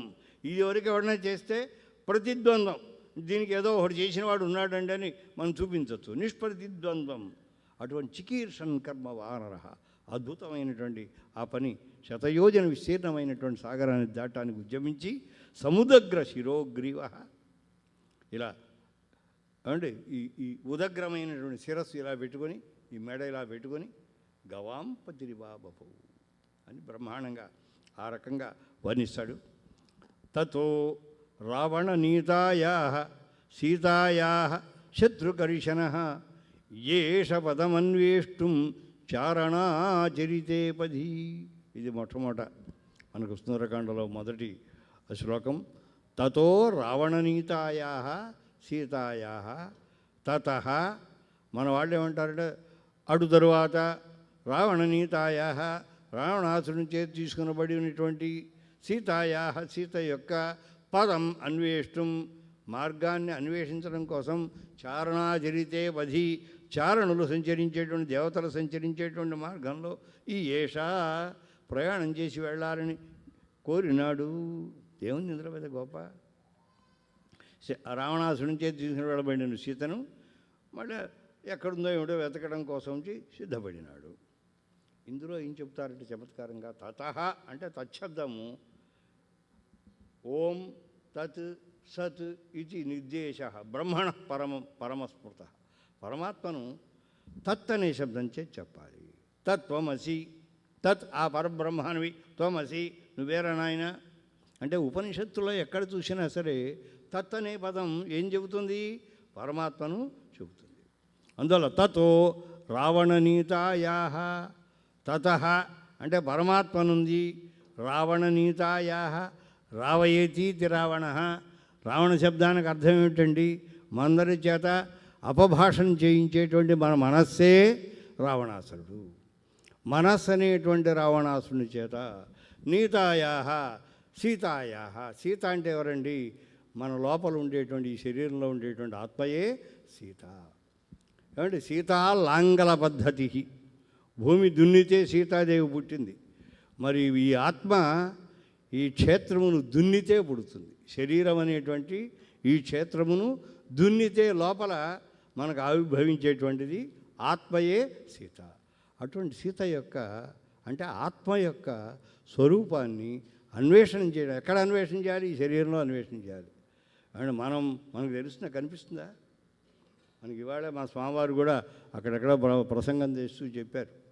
దేహం ఆత్మ దాని గురించి నాకు గుర్తులేదు, మాట్లాడింది అనుకోండి. వారు బాగా విస్తారంగా చెప్పారు ఇది. అందులో ఈ శరీరంలో ఆత్మ ఉన్నది. ఎక్కడుందో మనకు తెలియదు. డాక్టర్లు గారు ఈ హృదయాన్ని కోసి ఏదో చూపిద్దామంటే అదేం కనిపించేది, డాక్టర్లకు కూడా కనిపించదు. కానీ లైఫ్ ఫోర్స్ మాత్రం ఇక్కడ ఎక్కడో ఉంటుందంటారు డాక్టర్లకి. అది కూడా we can't declare, we can't specify. ఇక్కడ ఎక్కడో లోపల ఒక ప్రదేశం ఉంటుందట. ఆ ప్రదేశంలో లైఫ్ ఫోర్స్ ఉంటుందండి అంటారు అన్నమాట అండి. ఈ లోపల ఉంటుంది. ఆత్మాస్య జంతోర్నిహితో గుహాయాం. అతి నిగూఢమైన హృదయస్థానంలో జంతో, ఈ ప్రాణి యొక్క, జంతు శబ్దానికి ప్రాణి, ఈ జీవుడు, మనమంతా జంతువులమే. జంతు అనే శబ్దానికి అవేవో జంతువులు కాదు, మృగాల్ని జంతువులు అంటాం కదా మనం, ఆ జంతువులు కాదు, ఇది కూడా జంతువే. జని కలది ఏదో అది జంతువు అన్నమాట. పుట్టుకు కలిగినటువంటిది జంతువు అంటారు అన్నమాట. అటువంటి ఈ జంతువు యొక్క, ఈ ప్రాణి యొక్క హృదయంలో ఉండేటువంటి ఆత్మ యొక్క స్థానాన్ని గుర్తించడం కోసం తతో రావణనీతాయా, పరమాత్మ నుంచి దూరము చేసిన మన ఆత్మను దూరం చేసేసిందిట మన మనస్సు. ఈ మనస్సు చాలా దుర్మార్గమైంది. మన ఏవ మనుష్యాణం కారణం బంధమోక్షయో బంధాయ విషయాసంగి ముక్త్యయి నిర్విషయం మనః. ఈ మనస్సు ఏం చేస్తుంది? మన కట్టి పారేస్తుంది, మన విడుదల కూడా చేస్తుంది. అందువల్ల ఈ మనస్సును ఎవరైతే నిగ్రహించినారో ఆ నిగ్రహించినటువంటి వాడు చక్కగా ఏం చేయవచ్చును? ఈ సంసార బంధం నుండి బయట పడవచ్చును. అందువల్ల తతః పరమాత్మ నుండి రావణనీతాయా రావయేతీతి రావణ. మనందరి చేత అపభాషణములు చేయించే మన మనస్సు ఏదైతే ఉందో ఆ మనస్సు చేత దూరముగా తీసుకుని వెళ్ళబడినటువంటి సీతాయా అంటే దున్నితే పుట్టినటువంటి ఆవిడ. అంటే ఈ క్షేత్రము దున్నితే శ్రమపడి మనం అన్వేషణ చేస్తే దొరికేటువంటి ఆత్మ యొక్క పదం అన్వేష్టం. ఆ ఆత్మ యొక్క స్థానం ఎక్కడుంది ఈ దేహంలో? మనం కూడా constant investigation, constant uninterrupted investigation. ఏ ఇన్వెస్టిగేషన్ చేసినా మనకేమీ కనిపించదు. అటువంటి ఆ ఇన్వెస్టిగేషన్ చేయడం కోసం, అన్వేషణ చేయడం కోసం ఇయేష సిద్ధపడినాడు, ఇచ్ఛ పొందినాడు. అది మనకు కావాలి. ఎప్పటికైనా మనకు తెలియదు అనుకోండి, చాలా కష్టం. ఎన్నో వేల జన్మలు ఎత్తితే కానీ ఆత్మ ఎక్కడుందో తెలియదు, అసలు ఆత్మ ఉందో లేదో తెలియదు, ఎలా ఉంటుందో తెలియదు. కానీ ఎక్కడో కాదండి, ఇక్కడే ఉంటుందండి, ఈ శరీరంలోనే ఉంటుందండి. కానీ దాని యొక్క స్వరూప స్వభావాలు మీరు గుర్తించండి, ఉపనిషత్తులు చదువుకోండి. ఆత్మ ఇలా ఉంటుందని ఉపనిషత్తు చెబుతుంది. దాని యొక్క స్థానాన్ని మీరు గుర్తించగలిగితే మీ జీవితానికి ధన్యత కలిగినట్టు అని చెబుతారు. ఆ పని ఆంజనేయ స్వామివారు ఆచార్య పురుషులు చేశారట. ఆచార్య పురుషులు ఏం చేశారు? ఆత్మాన్వేషణము చేసి, వారి కార్యక్రమం అదే కదా, చేసి ఆత్మ యొక్క స్వరూపాన్ని మనకి అందిస్తారట. జై Srimannarayana.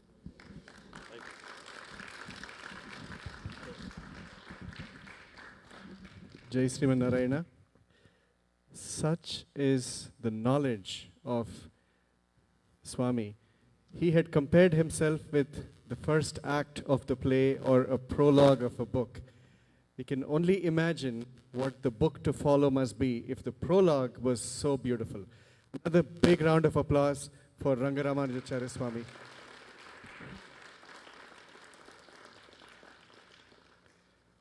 I have the absolute honor and privilege of requesting much awaited His Holiness Sri Chinnajeeyar Swamiji to please address the audience today. Jai Swaminarayan.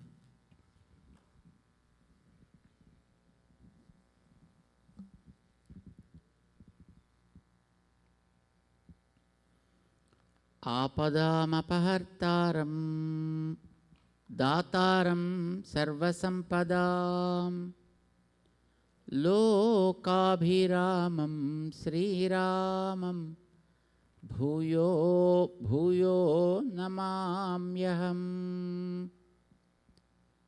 మనోజవం మారుతతుల్యవేగం జితేంద్రియం బుద్ధిమతాం వరిష్టం వాతాత్మజం వానరయూధముఖ్యం శ్రీరామదూతం శిరసా నమామి.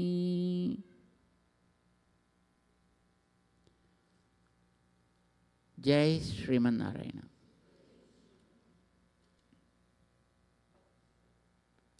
ప్రియ భగవద్బాంధవ, we are so blessed to talk something about the great effort of the mighty Hanuman, as just now expressed by our beloved Ranga Ramanujacharya Swamiji. The greatness of Hanuman is revealed by Sri Ramayana in Sundara Kanda. It's a great thing. We are going to hear a few episodes of Sundara Kanda during these 3-4 days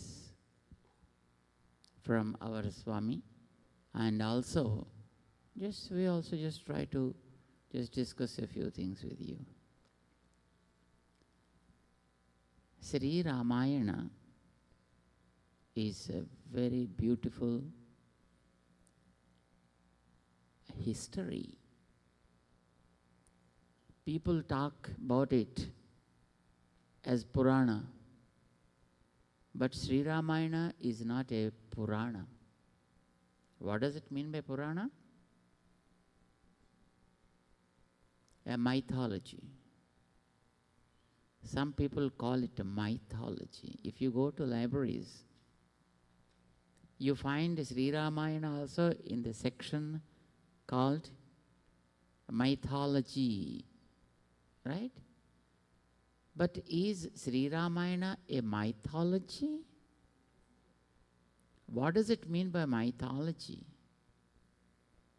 Something that comes out of myth, something that elaborates just a hypothesis. Somebody thinks something and somebody elaborates something and then they present it to us. Is Ramayana something came out like that? It is said no. Valmiki himself said, hasitam bhashitam chaiva gatirya yeccha cheshtitam tat sarvam dharmaviryena yadhavat samprapasyasi. Valmiki described as the boon given by the four-headed Brahma. You are able to visualize, you are able to see exactly what had happened with regard to every moment of people. Maybe it is just moving the hands, moving the eyes, gestures, or even a smile. Any activity done by anybody, you will be able to see that, why it is happening. We could see something in the TVs, right? We see the movements of people, but we don't know what is their intention behind that moment. But Brahma gave a boon to Valmiki. Not only that you can see the moments, but also you will be able to understand the intentions behind those moments. And that's what I'm just writing. I'm only a writer. I'm not, what he said was, I'm not creating something, a poetry. I'm writing as it is, whatever is experienced, whatever is visible, whatever is understood. That is Sri Ramayana. That means it is a history. It is what exactly had happened. Of course, may not be today. And for sure it's not yesterday, yesteryear, era, but it's long, long before. It doesn't mean that becomes something myth, right? Anything that happened is happened, that's all. So you can say that ancient history, not recent history. That might you can say. But how can we prove it? Is there any proof for that? There are many proofs. As a matter of fact, whatever had happened during the period of Sri Rama in Ayodhya, all that was gone to ruins. Nothing was there. After Rama's withdrawal of his avatara, when he entered Sarayu, all his brothers also entered Sarayu. And then our Alvar very well said, Pullu erumbu adi ondru inniye narpalukku uitanan. Any living organism on that day, everyone followed Sri Rama. Every living organism. What does it mean? Not just humans, animals, birds, even trees, even grass blade and insects, everything. So, when you read that, you can understand there was no living organism existed in and around Ayodhya after Rama withdrew his avatara. Nothing was there. And then Swamiji, then there were no next generation like Kusa, Lava. The children of Rama and Bharata had 2 children. Lakshmana had 2 children. Shatrugna had 2 children. Didn't they live then there? They lived, but not in Ayodhya. Before Rama decided to withdraw his avatara, he invited all the children of Lakshmana, Bharata, Shatrugna, and just he sent them away from Ayodhya to different locations. Bharata's children were sent to northwestern parts of Ayodhya.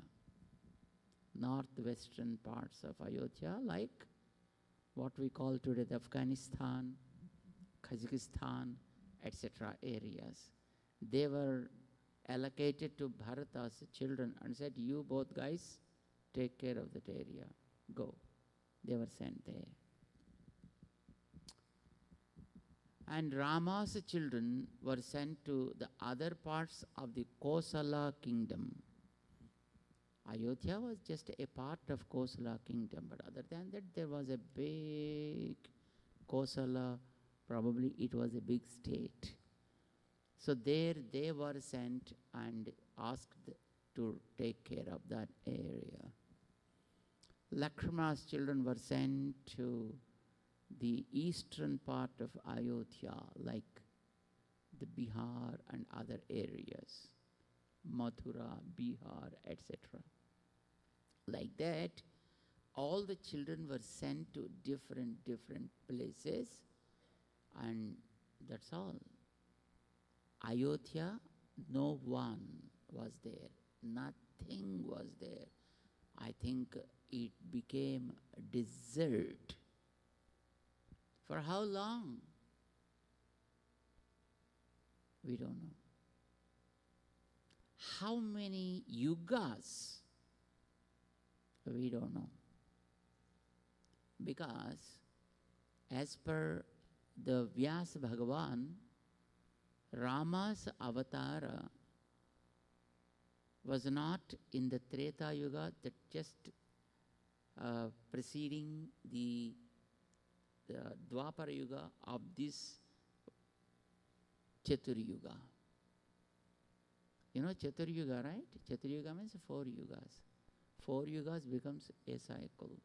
Like that, 71 cycles will be there in one Manu's period.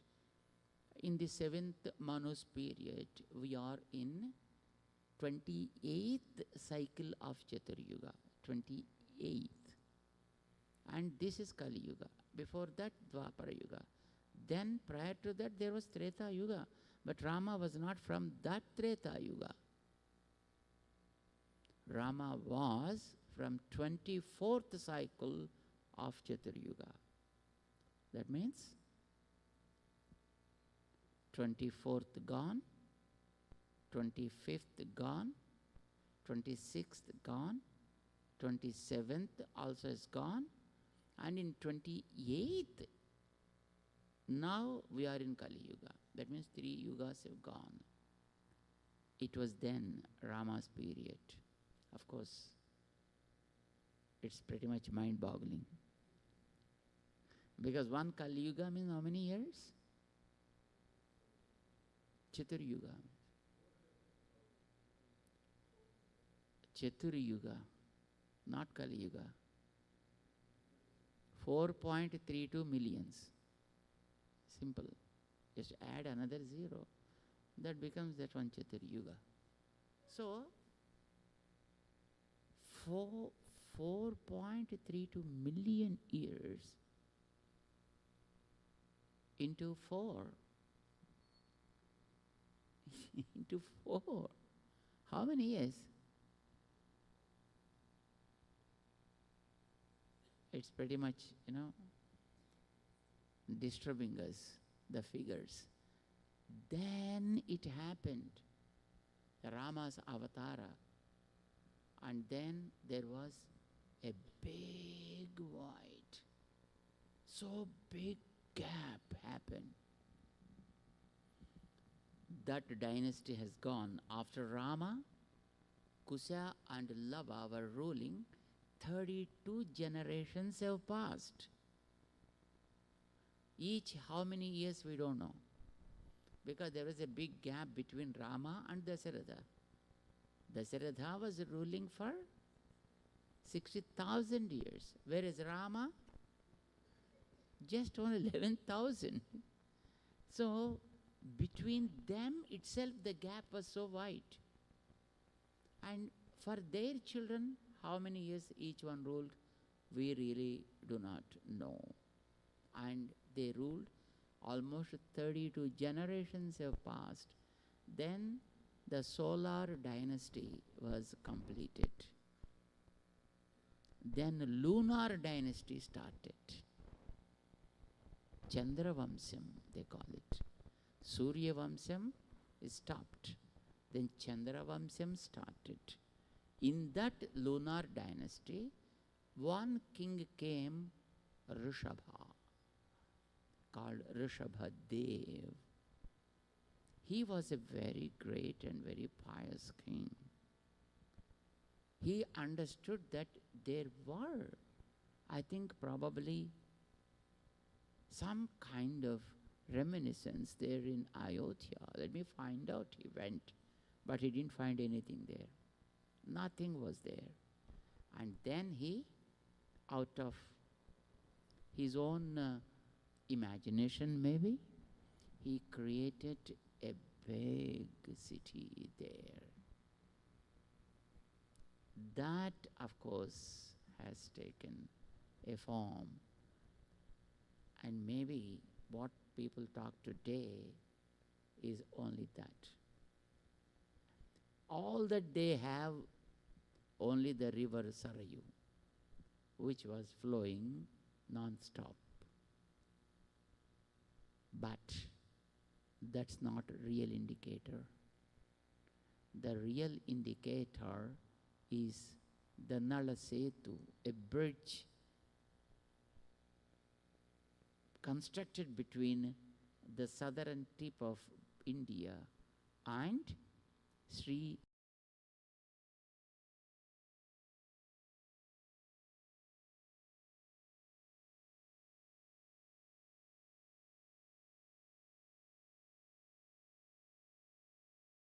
people who found that bridge wanted to check, gone through the research and found it's not a natural formation, but it is a man-made bridge. The structure, the layers, everything proved that it is a man-made bridge. Of course, they gave a time limit, but as per our scriptures, the time limit is something different. Doesn't matter. When you go back to a few years, I think anything becomes history, right? Anything becomes obsolete for us. So, whether they say it is 1.7 millions or we say 100 millions or so, but it makes no difference for us. Both are the same for us from our perspective. Yes? But it was a history. It was a history that happened. That happened for our sake, for the sake of man, to prove how a man should conduct himself. And if at all he lives like a man, how everything becomes positive to him. How even animals become supporters. Tiryanchopi sahayatam sat panthanantu gachantam. One tries to take a righteous path. How even animals become his supporters, and how he will be able to prove himself, and how he will be able to win over any kind of evil powers.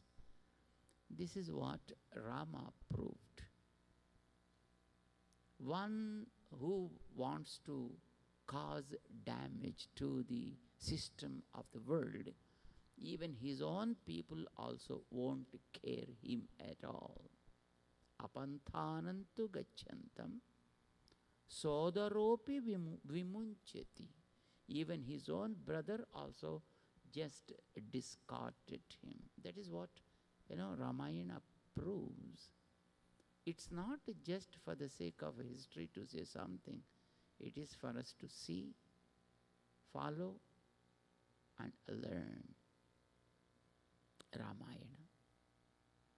24,000 slokas. Valmiki wrote a big historic, probably the first historic book appeared in this planet Earth. The history of man. It is our history. I'm sure that you all feel the same. When you talk about the stories of Rama, you don't feel that you are talking somebody's thing. Do you think so?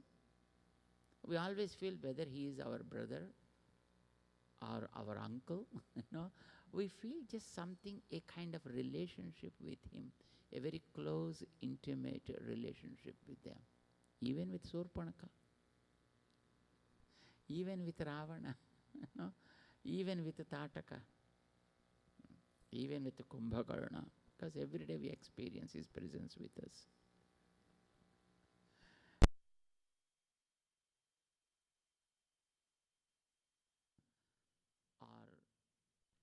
not created, fabricated characters. They are so real as you and I are today. That means man's movements on this earth did not start just 10,000 years before. It is happening on this earth since millennia, trillinia. It's happening on this earth. But how they are going on and what a kind of impact we can create in this world. This is what we have to understand through that history. People ask us sometimes, Swamiji, in those days, while Rama and Dasharatha were talking to each other, did they use only sloka? Did they speak in slokas? How they might have discussed with each other when Rama was informing to his mother that, Mom, it's not time for me to enjoy all these pleasures. Now it is time for me to go to forest. Did he use slokas or just prose? How he might have discussed, how the dialogue would have happened. It's not in sloka form, probably they have discussed with each other. They talk to each other. But Valmiki, with no distortion whatsoever, he put them in an order like slokas, so that easy to think, easy to sing, easy to speak, and easy to understand. They might have discussed. Then probably when you are putting in sloka form, probably something might have been definitely missing and something might have been taking place, intruding into that.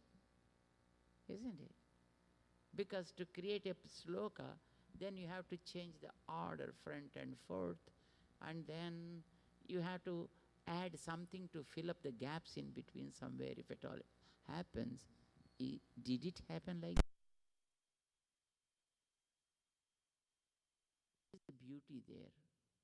The boon of Brahma, the four-headed one, to Valmiki was such that you exactly write what had happened, the order in which it had happened, and how, and why also. That why factor will be missing always in other parts.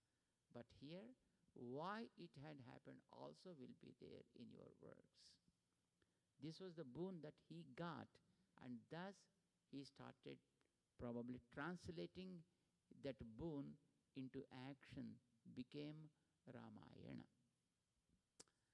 See, modern people say it was probably written 3000 BC, not 3000 BC. Yeah, somewhere. Some people say 3000 BC, but some people say 300 to 600 after Christ. 3rd century or 6th century, in between. That is what the so-called research scholars in colleges, they do so, they say so. Why? We think the reason is pretty simple. Before that, it was in the palm leaves.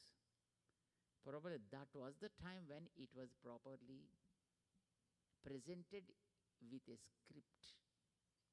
They put the order of the lines and presented. So maybe they might have got the first book belonging to that age, which they found.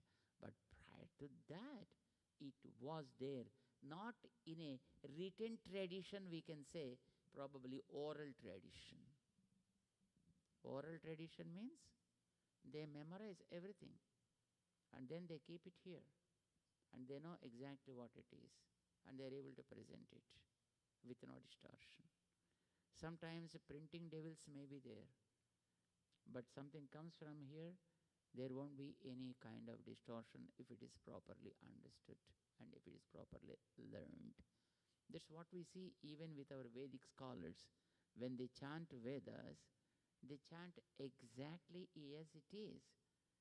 But if it is printed in the presses, probably there may be some printing mistakes, but not in the oral tradition. All the scripts were very well preserved in oral tradition only. So, Ramayana was since then what for? For us to understand how we have to live, how we can make the world a happier one.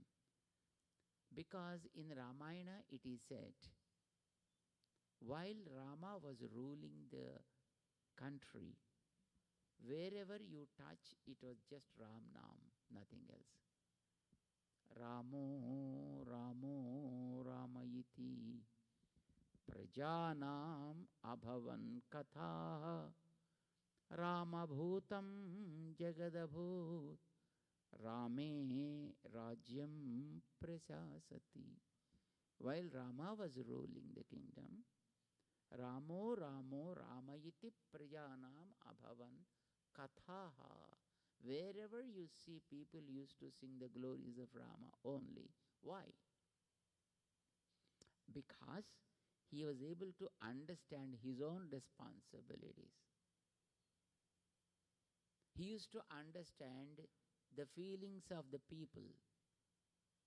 And he used to understand the systems of the world.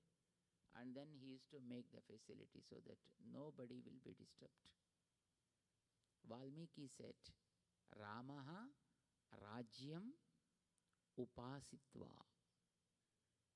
Upasitva Brahmalokam Prayasyati. Dasavarsha Sahasrani, Dasavarsha Satani cha. Ramaha Rajyam Upasitva. What a beautiful word it is. Rama is meditating upon his kingdom. You meditate upon God. Yes? You meditate upon mantra. Or you meditate upon something else. Or the soul. But Rama was meditating upon the kingdom. Ramaha Rajyam Upasitva. Meditation is Upasana. Upasana was on the kingdom. What does it mean by kingdom? People, states, towns, cities, and other creatures too. So he never neglected any creature. So even all other creatures than humans also were in love with Rama. They also liked Rama. They also lived for Rama. And they always do any kind of act just to please Rama, not to please anyone else. Even a mother used to give milk to her children, to her babies, not for the sake of babies, it seems. Then why do they give? They used to give because Rama should be pleased. If she doesn't give milk, the baby may cry. And if baby cries, it is Rama's heart that bleeds. And that they can't see. To please Rama, they used to take care of their own children. Not only just humans, even animals. Even a cow gives milk to her calf, not for the sake of calf, it seems. It gives for the sake of pleasing Rama. Everyone, every act. A wife was a loving husband. Husband was a loving wife, not because they are their own people, because they have to love, because they have married each other. No. If they do not love each other, Rama will be feeling pain, and to please Rama, they started loving each other, forgetting whatever else may be. This was how Rama was ruling and was able to command respect, not demanding respect. He was able to command everything. And he was able to show that much of concern for those people. That's how he ruled, Rama. And thus people started loving him. This is what we find in Ramayana. But how one becomes like that? This is what Ramayana talks about. How you can become like that. That is what Ramayana talks about. We know Ramayana has 24,000 slokas, divided into 7 parts called kandas. 7 kandas. And each one talks about a specific aspect of the life.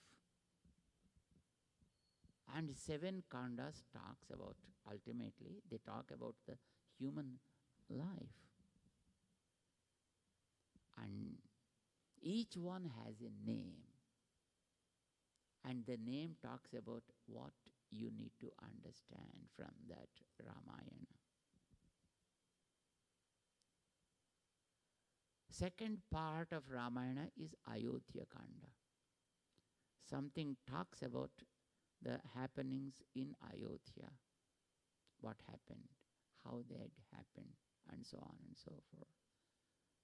While Rama was moving across the forest, then the episode talks about his,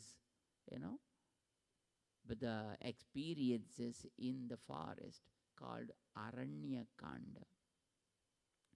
When he met the Sugriva, Hanuman, and spent his time with those people, I think it became Kishkindha, spent time there.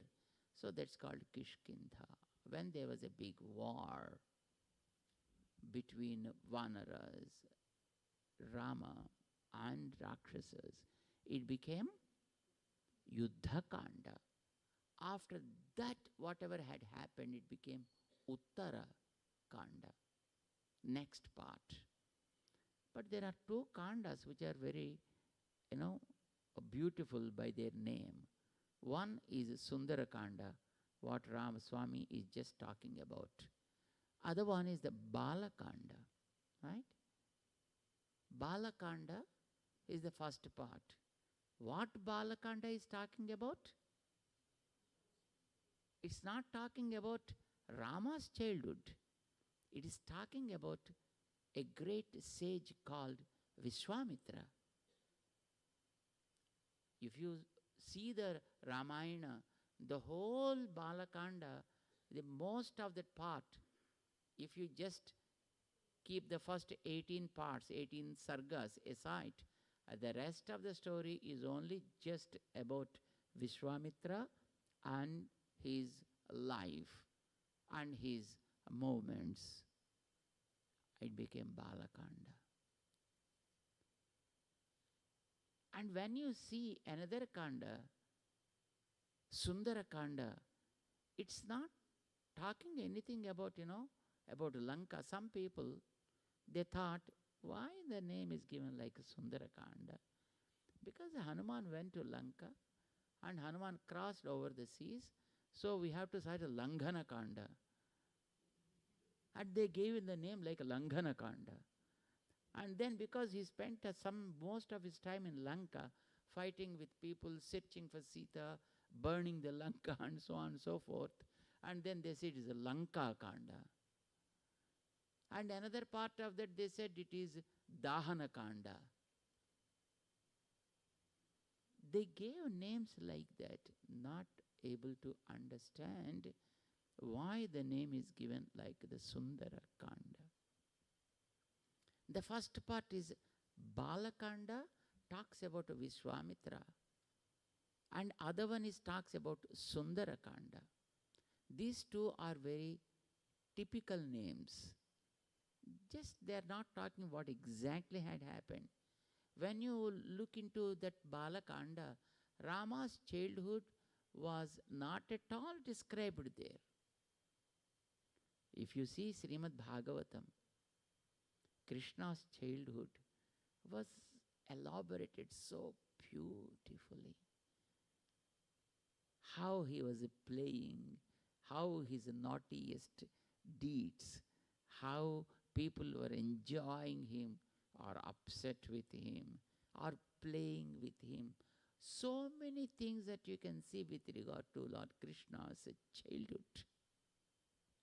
So that is really something related to his balya chestas, that is childhood activities. But when you look into Sri Ramayana, nothing was mentioned about Rama's childhood. He born for sure in Balakanda. In 18th Sarga of Ramayana Kanda, Rama was born. What did he do after taking birth? Nobody knows. After 60,000 years, they got a child. But at least something would have been described as how they played with the baby and stuff, like how they decorated him, how cute he was looking. All these things might be, described, but nothing was described. Literally, no. All that Valmiki said, they born, father was happy, and they were just growing with their education, learning the archery, Vedas, other scriptures, and that's it.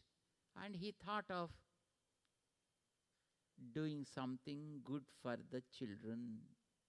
When he thought of something to do something good to the children, suddenly entered a great sage called Vishwamitra. Finished. And everything was after Vishwamitra only. So, in Balakanda, who is Bala? It's only Vishwamitra, not Rama. Why Vishwamitra became Bala? Because he was like a Bala. He remained like a Bala, which made him to be worshipped by the entire world. Yesterday Swamiji was telling, if you just understand the name of that great sage Vishwamitra, it should not become Vishwamitra. As per grammatical rules, his name should become Vishwamitra. Vishwasya Mitram Vishwamitraha. If he is a friend to the whole universe, his name should become Vishwamitra. That's all. That is the reason one great, the social reformer, the so-called social reformer, kept his name as Vishwamitra. Somebody from some Samaj. That's okay. But he is not Vishwamitra. Valmiki Bhagavan gave the name Vishwamitra, seeing that a great grammarian, Panini, included a specific sutra, aphorism, to justify that name, and said, whenever the Mitra word comes after Vishwa and it denotes a sage, it should become Vishwamitra. That's it. Why? This is the law, he said. When it is a law, you should not question. And he said, it is a law. That's it. You have to apply it to him. And he became Vishwamitra. Vishwamitra remained like a Bala, like a child. And because of that, he became so great. Any one of us in the life sometimes, we are just a child. We may act like child. and maybe childish. You might have born somewhere and you may be leading a kind of life. Sometimes you may go up and down also in the life. We may be falling, but yet you can become a real Bala, not a childish, but you can become Bala. If you see the story of Vishwamitra in Sri Ramayana, I think probably he always been criticized. And people make stories, fun stories of him. Because he, just like a normal human being, he became prey for so many things like possessiveness, greedy, lust, anger, covetous. How many things? All these things are with us even today. Right? See, in olden days, they used to have nice relationship between people. Whatever the relationship may be. Nowadays, all sorts of relationships are rotating only through around one. Money. Just money. Nothing else. Even people like us also are rotating around the money. What a probably surprising thing it is. Money, money, money. It is the human nature. See, if you see the tail, the tail of the dog, what is the nature of it? Toying? Vakrata. Vakrata is the nature of the tail. It is always like that. Even if you take a stick and tie it to that for a few days, and after some days, if you just remove it, again it goes back like this. Na jahati sunah pucham namitam vakratam dhruvam. It never leaves that. Brother, the human nature is like that, not from today. I think probably this is manufactural defect. Even the four-headed Brahma made it like that, it looks like. In spite of that, if one is resolved to raise from that level, he can achieve. Is it possible? Is it doable? It is doable. It's possible. Anybody can achieve, anybody can reach that stage. It should be proven. Sages write stories not from their brain. They observe the happenings of their specific time and then they record it. And then they give the history to us. The same thing happened to Vishwamitra also. He was a nice king. He also from the Ikshvaku dynasty only. And he was a very generous king, very right king also. He was not a bad guy. He was a really nice person. He knows how to respect the sages, how to respect his gurus and stuff like that. And one day he went to the forest, met with Vasishtha, the great sage, where he was taking care of a nice cow called Nandini. Very, very powerful cow. I think probably the Nandini was the daughter of Kamadhenu, it seems. And he was taking care of that cow. And Vishwamitra, with all, his name was not Vishwamitra then. His name was Gadheya. His name was Gadheya. So he was the king. And then he went to the forest. And of course he missed the track. And with all his people, he went to the Vishwamitra's place. And then keeping all of them, he went to Vishwamitra, the Vasishtha, and offered his obeisances. And the sage asked, "Oh, my dear king, I am so happy. Come on, you can take some, some, what you call the snacks and stuff." But he said, "I am sorry, sir, because my people are all there, and, without them, just how can I take?" And he said, "No problem, bring all of them here to this ashram. The whole ashram atmosphere will be disturbed because there are so many warriors, horses and elephants and stuff. No, I don't want to disturb this atmosphere." He said, "Nothing to worry. But even if all they come here, what are you going to do for all of them? They eat lot of stuff, How can you?" "Don't worry. Why unnecessarily you think, some unwarranted things? Bring them all. I'm here to take care of all of them." He just brought all of them. Meanwhile, just he instructed his cow, Nandini, to take care of those guests. And she brought so much stuff out of her own prabhavam, her own power.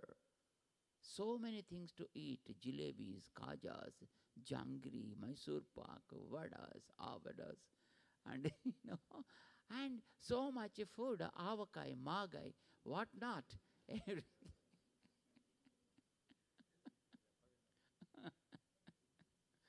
Everything was created, and delicious and sumptuous food was served to all of them. And the king was so surprised. And he asked, "Hey, my great guru Vasishtha, how could you do all this kind of stuff?" And then he showed the cow. And then he started becoming greedy. He became covetous and said, "Sir, I am very, very happy. What you are doing with this cow?" "No, she gives milk, no? I use that milk. And she gives dung, no? Cow dung. I use for all sorts of activities. She gives the urine, right? I make it, for Panchagavyam. And it purifies all my ashram. And I just do everything with this cow." "Oh, you need only those things, right? Don't worry. I send you 10,000 perfect cows. You give me one. 1:10,000. It will be nice, right?" He said. "I'm sorry. I just can't do that because my very, very, the religious activities, whatever rituals I do, all with this, tied up with this cow only. How can I give?" And he said, "No, sir, that's okay. All that you need a cow. What's the wrong in it? I give you 10,000 cows. If you want more, still I am able to supply. Nothing to worry. Just give only one cow to me. And anything that's more beautiful, anything that's more valuable, anything that's more powerful in that specific lineage is called Ratnam. Ratnam. So this cow is Go Ratnam. And I am the king, right? All the Ratnams should be with the king. This is what he said. Ratnahari cha Parthivaha. So I am supposed to keep all this kind of stuff with me. So I take this, please. And Vasishtha, the great sage, was a bit embarrassed. And he said, "King, you came with a purpose. Take that and just keep going. Don't peep unnecessarily into other areas, that doesn't sound good." And then the king Gadheya was really upset and said, "Sir, if you do not give positively, I know how to take it." With Guru, when there is a greedy attitude in a man, no Guru, No Shishya, no husband, no wife, nothing. I know how to take it. And then he went and started taking that cow with him. And he ordered his people, come on, take this cow into possession. When they went, the Nandini looked at the great Vasishtha. Sir, these guys are doing something to me. Do you accept it? And Vasishtha said, I'm sorry.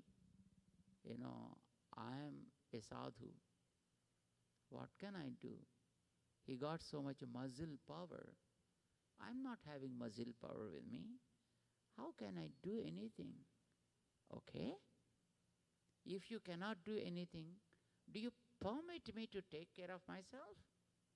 The cow asked. And Vasishtha said, yes, no problem. If you are able to do that, yes, you can. That's all. The cow started creating things from her body.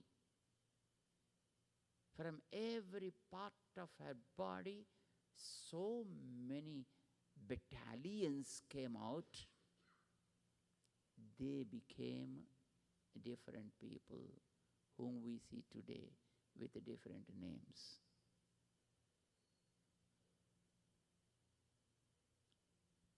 ఇంగ్లీష్లో చెప్తే బాగుండదు, తెలుగులో చెప్తా.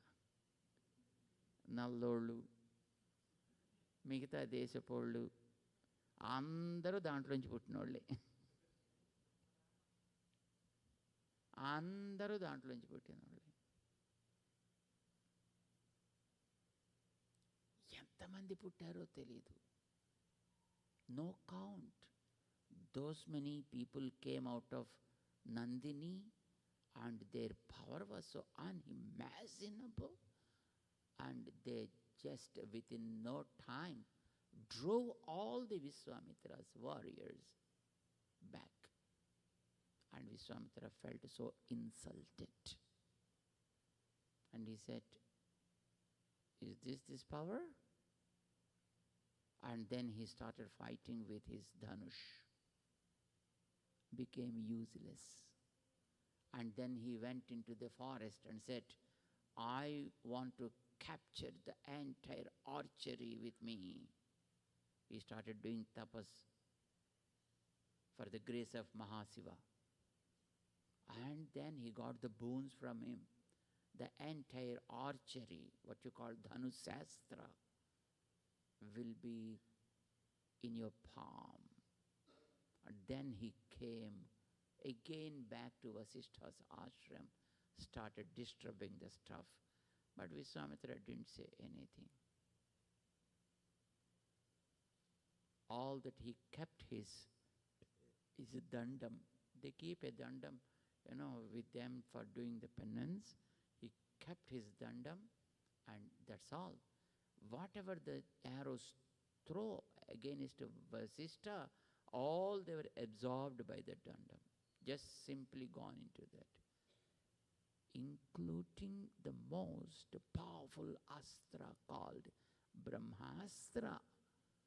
He used that also. Even that Brahmastra just simply gone into that Brahmadandam. And Vishwamitra was shocked. Is this the power of Brahmatvam? I want to gain that Brahmatvam. Now cow has gone. Now his view, his desire from the cow turned towards something else. First he thought that the archery power is so great, and it was proved useless. And he thought that Brahmatvam is the greatest stuff. Then he said, I want to gain that Brahmatvam now. And then he started doing the tapas. He went first to south. And he gained tremendous power after 10,000 years of penance. But because he himself was not perfectly trained person, untrained person. And Sunasvepa, a little boy, his own relative, came, and the affection towards the relatives is some cause for ruining the kingdoms. Nowadays people are telling, no, giving kingdom to your own son, then to his son, or to his daughter, or to her son, something like, what they call it?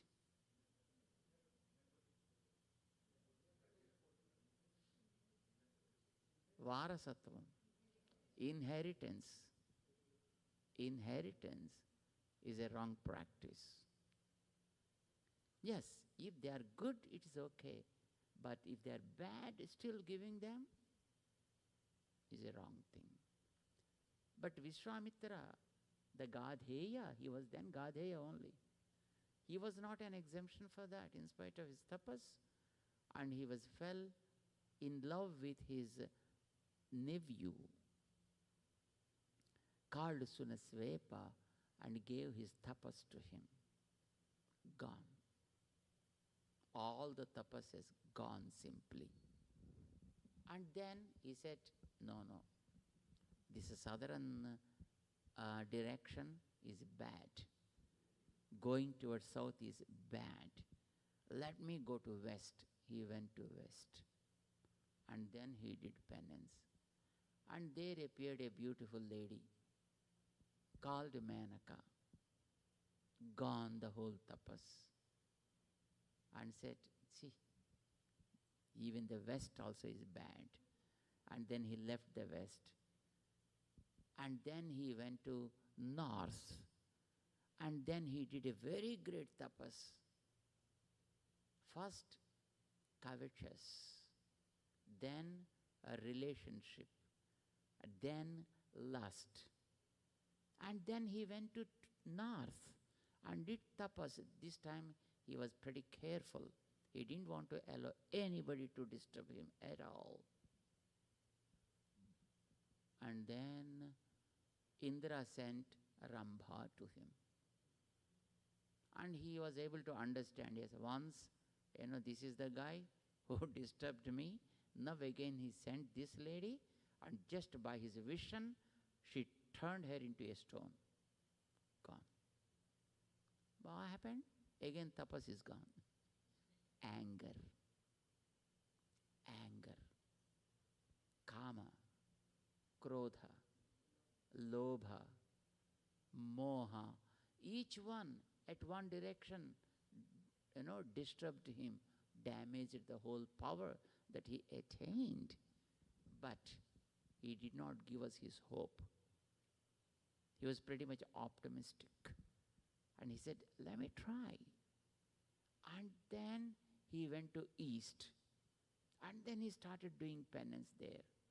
10,000 more years he did the penance.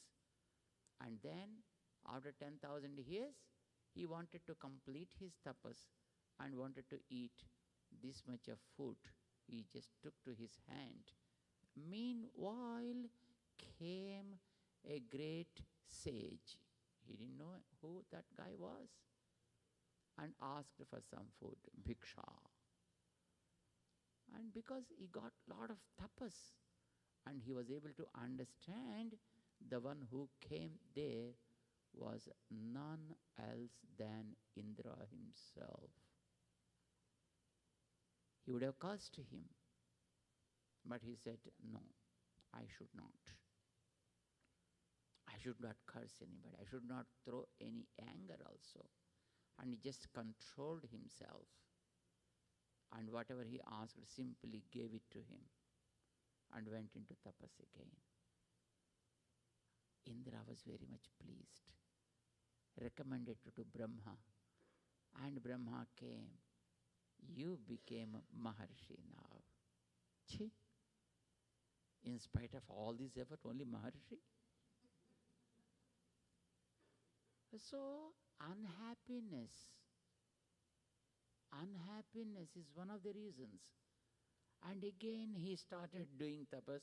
I don't want your Maharshitvam, etc. You take to yourself. Keep it with you only. And then he started doing tapas again and again. He did tapas. Devatas were frightened. And they requested Brahma. And Brahma came and tried to allure him with something else, not disturbed. Then he thought, okay, I consider you as a Brahmarshi. Now, Vishwa, the Gadheya, he said, I don't want you to say that I am Brahmarshi. I am not expecting from you. Let Vasishtha come and tell me. So this is jealousy. Jealousy is such a great quality. He thought, Brahma also unfit to say that according to him. You need not tell me, I am Brahmarshi. Let Vasishtha come and tell me. Then I accept it. Did tapas again. They went and requested Vasishtha. You go and please tell him. But Vasishtha was very great Brahmarshi. He himself was a Brahmarshi. A Brahmarshi never feels any kind of egos, any kind of jealousy, etc. No anger, no retaliation. Because he was the person killed all his children just for the sake of Trisenku. All his children were killed in spite of that. All his ashram was totally disturbed in spite of that.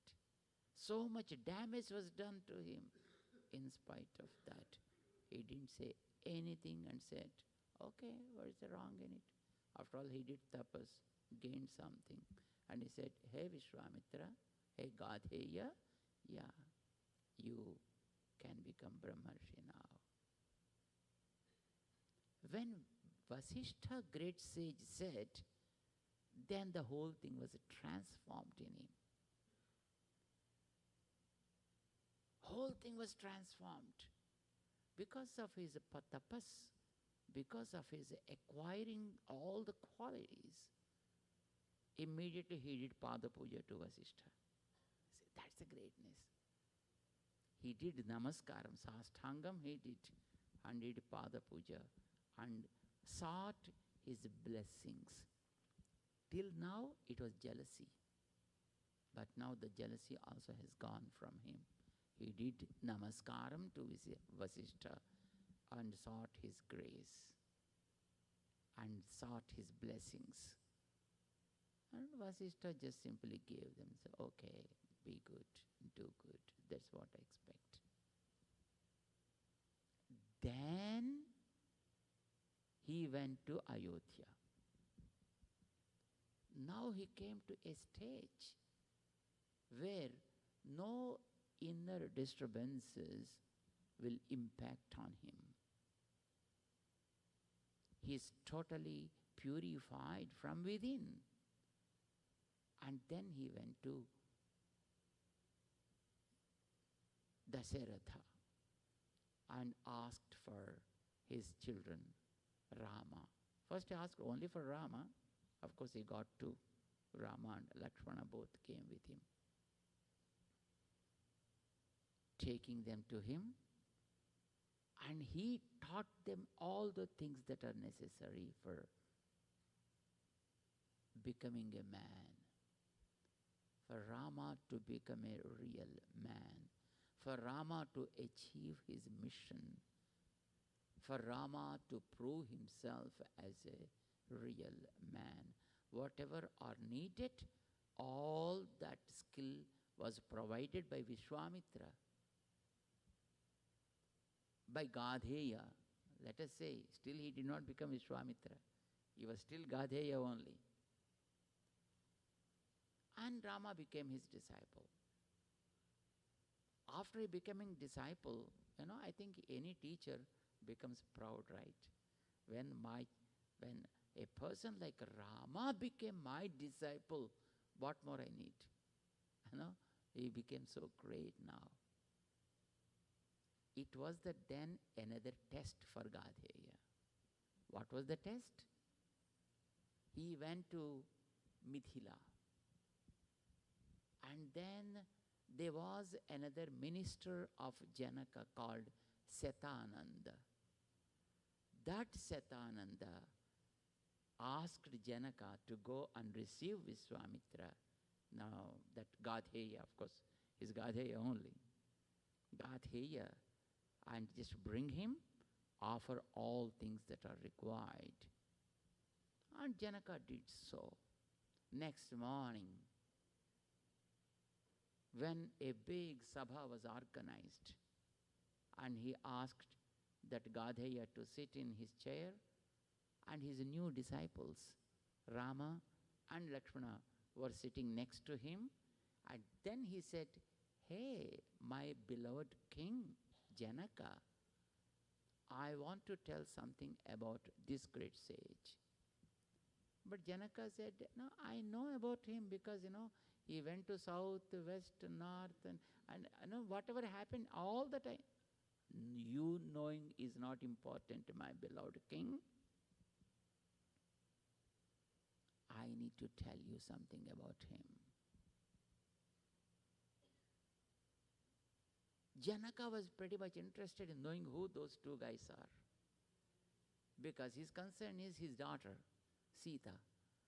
So who is the fit person for Sita? That was his search. So he was asking, who is that boy? Before knowing that boy, you need to know who brought that boy to you.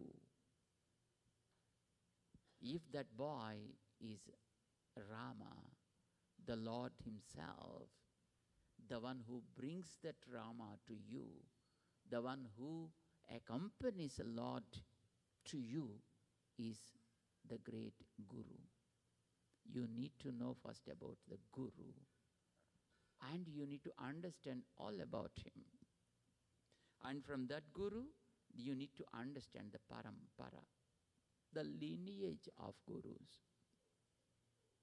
Asavasa vitya bhagavatta acharya vamso jneyaha. You need to understand something about the one who brought this Rama to you. Come on, let me tell you. And then he started talking about Vishwamitra and all his life, all the misdeed he did. Where? Not in privacy, in the court, in front of everybody, keeping him right there. And that too, just before his own new disciples. If they are old disciples, no problem, because they know something, and so anything said is okay. But new disciples must be taken care properly, isn't it? That's why when new disciples come, even gurus stand up and say, "Welcome, sir, welcome." Otherwise they may go to some other place. So taking care of new disciples is the first and primary duty of any guru. And Vishwamitra, having two new disciples, very powerful disciples, who saved his own yaga, they are sitting next to him, keeping them there, keeping the whole sabha. Setananda opened the files of Gadheya. If somebody talks about your own story, how do you feel? Keeping us here, and if somebody says, Swamiji is so great, he's like this, he did something like this, he did something like that there, and he became a Padma Vibhushan, or something like that. And then you just start expanding to 2, 4, 6 inches. It's good. But if somebody starts finding out the holes of your life, what happens? Your face will be squeezed and you go somewhere invisible. But if somebody is talking the holes of some other person, what happens? It's a wonderful music, and you expand your ears. Yes? Karna abhyam bhuri visruvam. You expand your ears like elephants. And then started, is it so? Is it like this? Wah, wah, wah, ha, ha, ha. You enjoy. Vishwamitra also was enjoying that story like that as if it is somebody else. We will be pretty much hurt and upset if something happens right in front of us about us. But that Gatheya reached a stage where nothing belongs to him. Nothing. Everything was just discarded.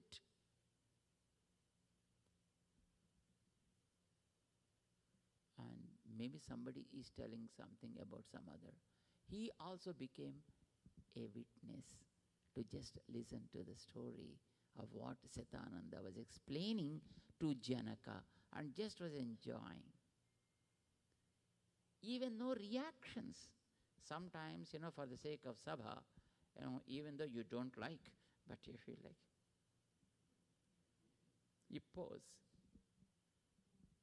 But in and in, it will be just like a volcanic impact will be there. And at any moment it may burst. It may outburst if you don't like. Even that was not there with Gatheya. And then he instructed Rama to proceed and take Sita in the marriage. Making that, he disappeared from the story. He disappears. That is the end of the Balakanda.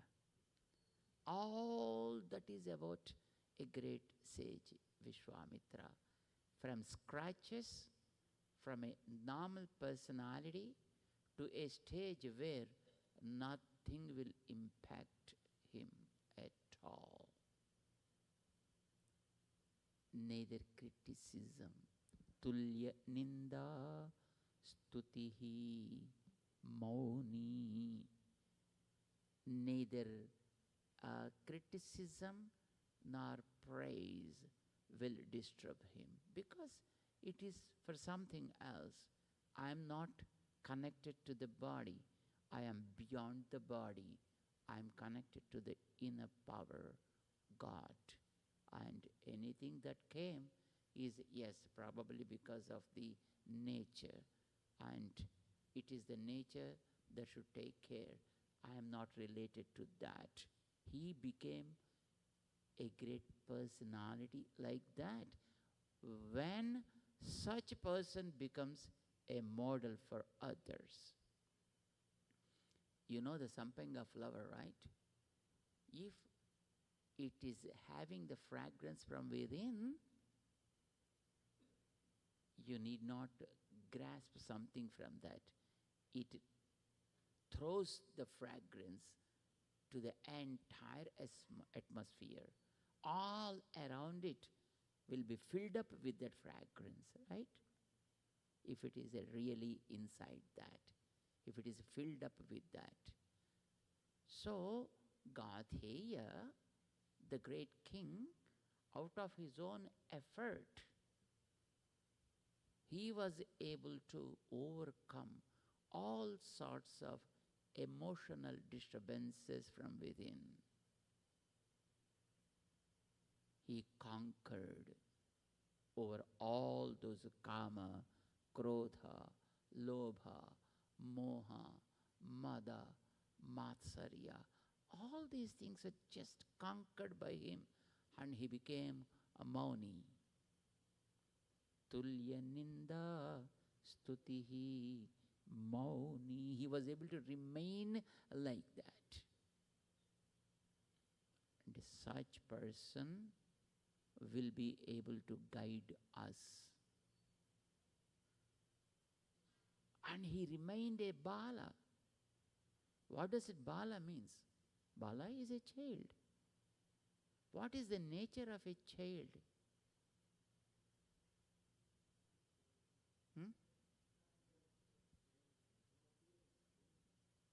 You know, if you see, just he laughs. If the laugh comes, then he laughs. And if the smile comes, yes, he smiles. And I think if he is unhappy, then he cries. He don't think, no, this is Sabha, I should not cry. No. If he feels like crying, just simply he cries. If he feels like just smiling, just he smiles. Smiling doesn't look nice. No. Something inside, something outside. That is very much common for all of us anyway. Even crying also not right for us. That is also duplicate. Even we cry, that is duplicate. Even we laugh, that is duplicate. That is the common nature of human beings. But we have to raise from that level where whatever is inside should come out. Whatever the feeling may be. Don't become hypocritic. Whatever is there, it should come out. That is a bala. That is what you see with the child. You feel so much embarrassed, if your child cries, because some people, everybody looks at you. Wow. But the child, he doesn't know anything. Right? He's a bala. And when you pamper him, still he remains the same.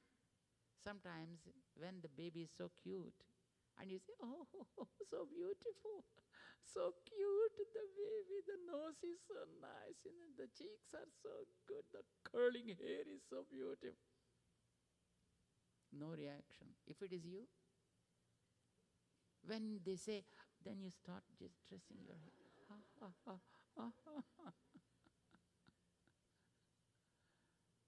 But the babies, they don't, because they don't mind what it is.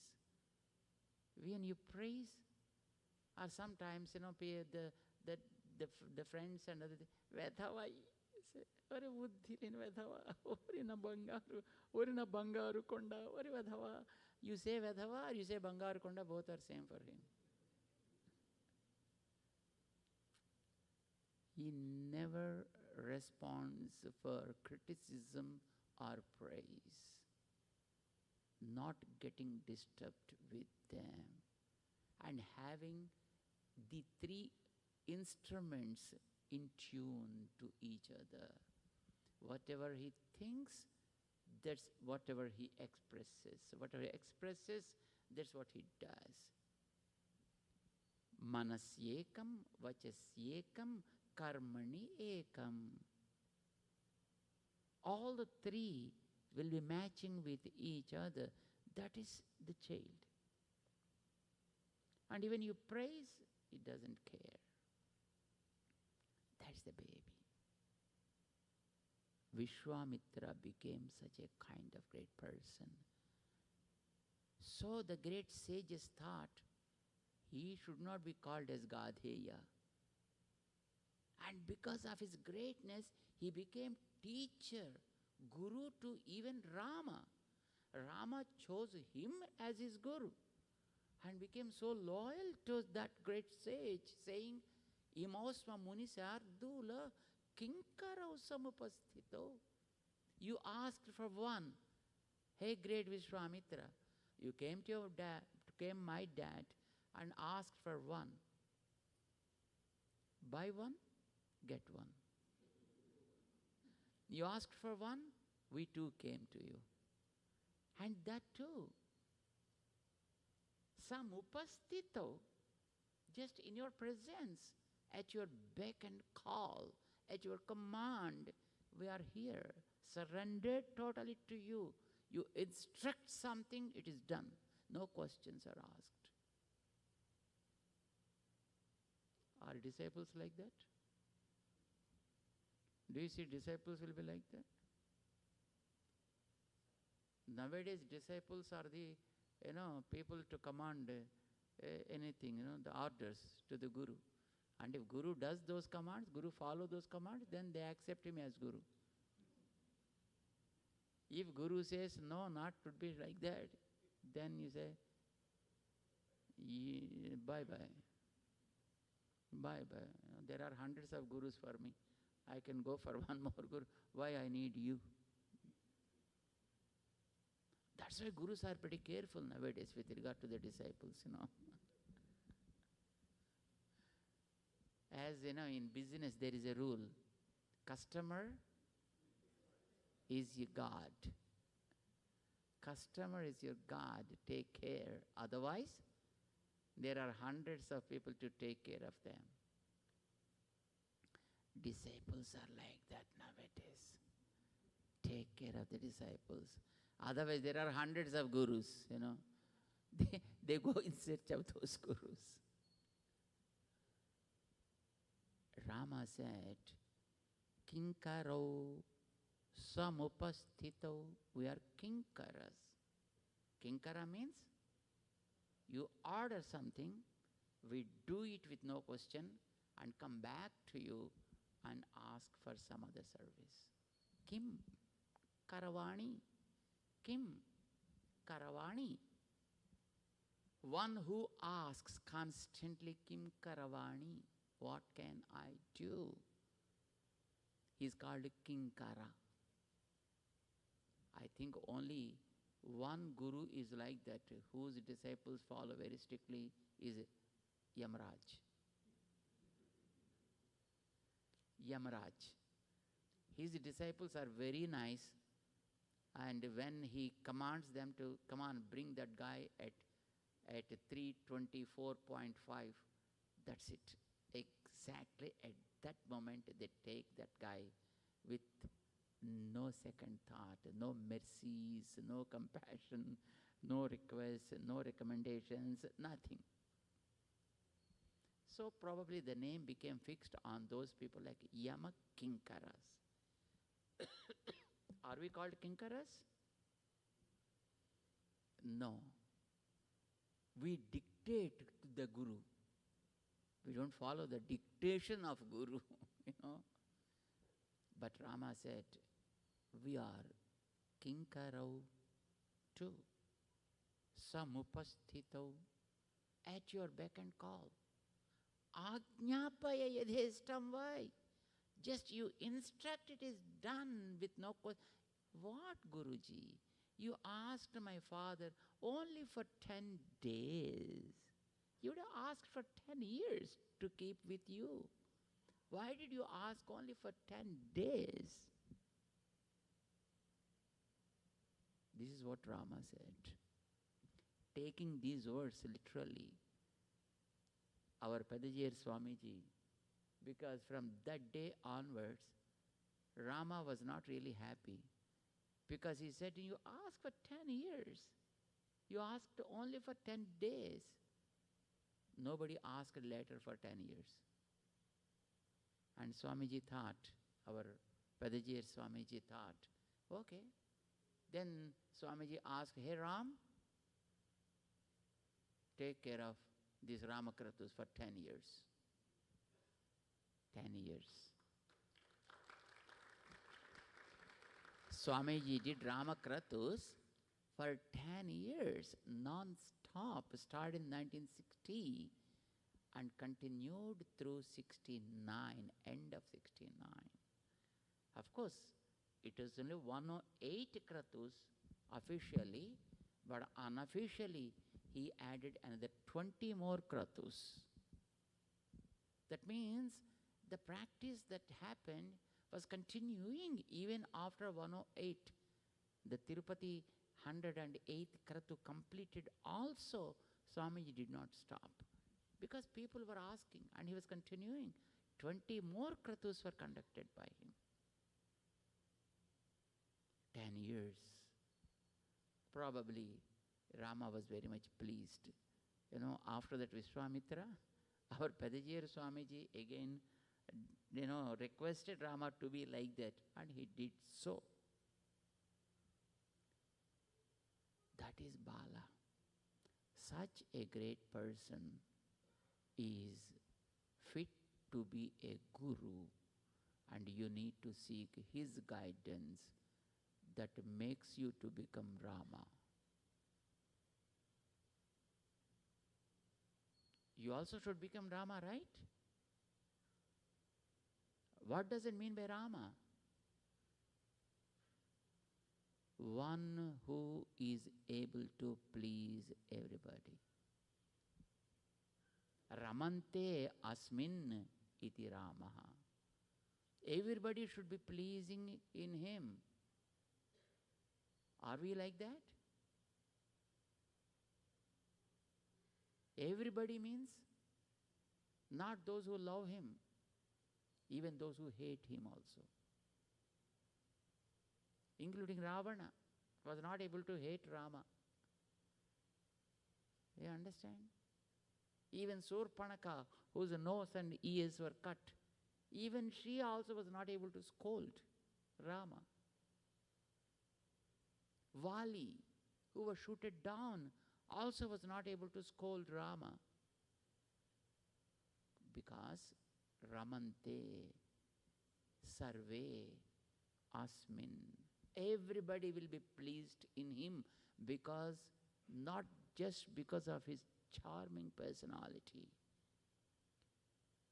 not because of his charismatic appearance, but because of his beautiful deeds and his thoughts and then his actions. You understand? It's not the physical appearance that should make, it is his personality and his thought and deed that makes one to be called as a man. And for him to become like that, one became responsible was Vishwamitra. So Gadheya, for him the sages said, he is not just a normal person, he should become the friend of the world, friend of the entire universe. Oh, Vishwamitra? Then Vishwa Amitra? No. Let us reform the rules for his sake. Let's make a special aphorism, new amendment, not amendment, new addition of, what you call that? Law. Article, new article is introduced in the grammar, in the Vyakarana Shastra, for his sake. So his name became Vishwamitra and became friend for the entire world. This is what Veda said. Pandityam nirvidya balyena tishthaset. One who is ripened with experience and knowledge remains a little child. Like child. Balyena tishthaset. That's how Vishwamitra remained. And not responding to either praise or criticism. Not responding means he may be hearing, but his heart is not aggravated. That is what you call emotion, right? When your thought process is aggravated, physically you are okay, but here the boiling starts. It's not there with him at all. That is called Bala. So, Ramayana started with Vishwamitra, with the grace of Guru. When the grace of Guru falls on us, then we become human beings. When we are able to act like humans. So the first Kanda of Ramayana became Bala Kanda, just something talking about a Bala, a great Guru, Vishwamitra, a great Acharya, the grace of whose will make us real human beings. And if we are able to understand and follow, we will be loved by everybody. this is how the life starts. And then we should become beautiful. That is Sundara Kanda. Let's try to know more about that, tomorrow, the evening. We are so happy. Today, as per, I think, the initial instructions from our teams here, they said no discourse today in the evening. But the mighty Hanuman paved us the way. So we went to Benson Valley and again returned, and Swamiji is here. And of course we also followed him and came back here, and we met with you all. And initially we thought that Hanuman will appear amidst us, but now he sent his prototype,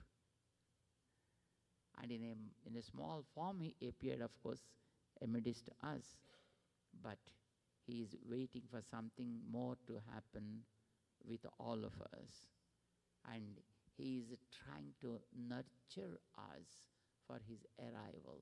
He is preparing us for his arrival. Let us start getting prepared for his arrival and pave the way for him. Jai Sriman Narayana. बोल पावन सुत हनुमान की, बोल भाष्यकार रामानुज स्वामी जी महाराज की, बोल समस्त भक्त वृंद की। जय श्रीमन नारायण।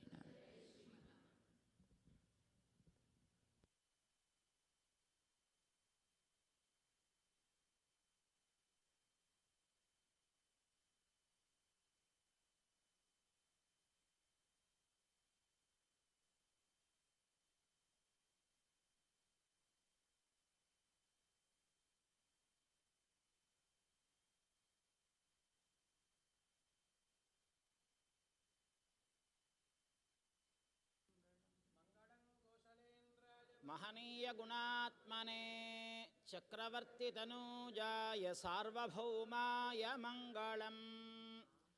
आसाद्य नगरीं दिव्यामभिषिक्ताय सीतया राजाधिराजराजाय रामभद्राय मंगलम्। मंगलाशासनपरैर्मदाचार्य पुरोगमैः सर्वैश्च पूर्वैराचार्यैः सत्कृतायास्तु मंगलम्। बोल लक्ष्मी नारायण भगवान की, बोल राजा रामचंद्र महाराज की, पवन सुत हनुमान की, भाष्यकार रामानुजाचार्य स्वामी महाराज की, जीयर स्वामी जी महाराज की।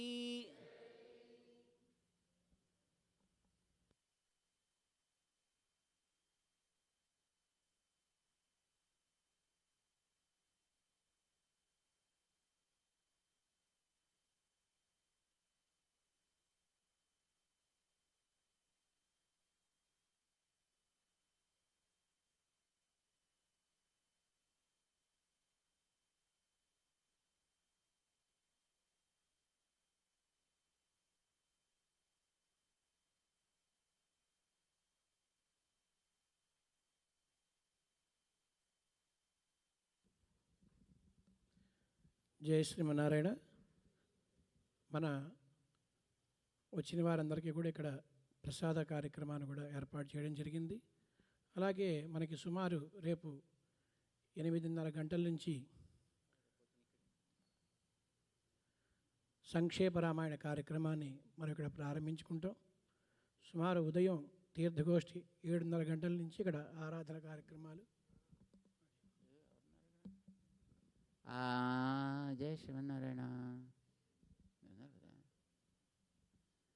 రేపు tomorrow morning we will have the Aradhana here, and Perumal will be here, and morning Aradhana will be done, and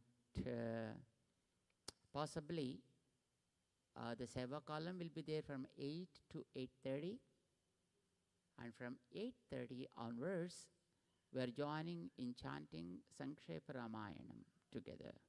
Those who are interested can come and join. We chant Sankshepa Ramayanam. Completing that, we have the Tirtha Goshti here. Okay? We also will be here tomorrow morning, and the Aradhana will be here only. Jai Sriman Narayana. And the evening program tomorrow, I think Dr. Ranga will announce. Jai Srimanarayana. Tomorrow evening we get another chance to enjoy this excellent pravachanam by Sriman Ramanujacharya Swami and Sri Swamiji. At 7 o'clock tomorrow evening we will have pravachanam again. So please come, bring more with you. And of course after that we will have prasadam as well. So please accept prasadam tonight, and we will all see you in the morning for Tirtha Goshti. Jai Srimanarayana.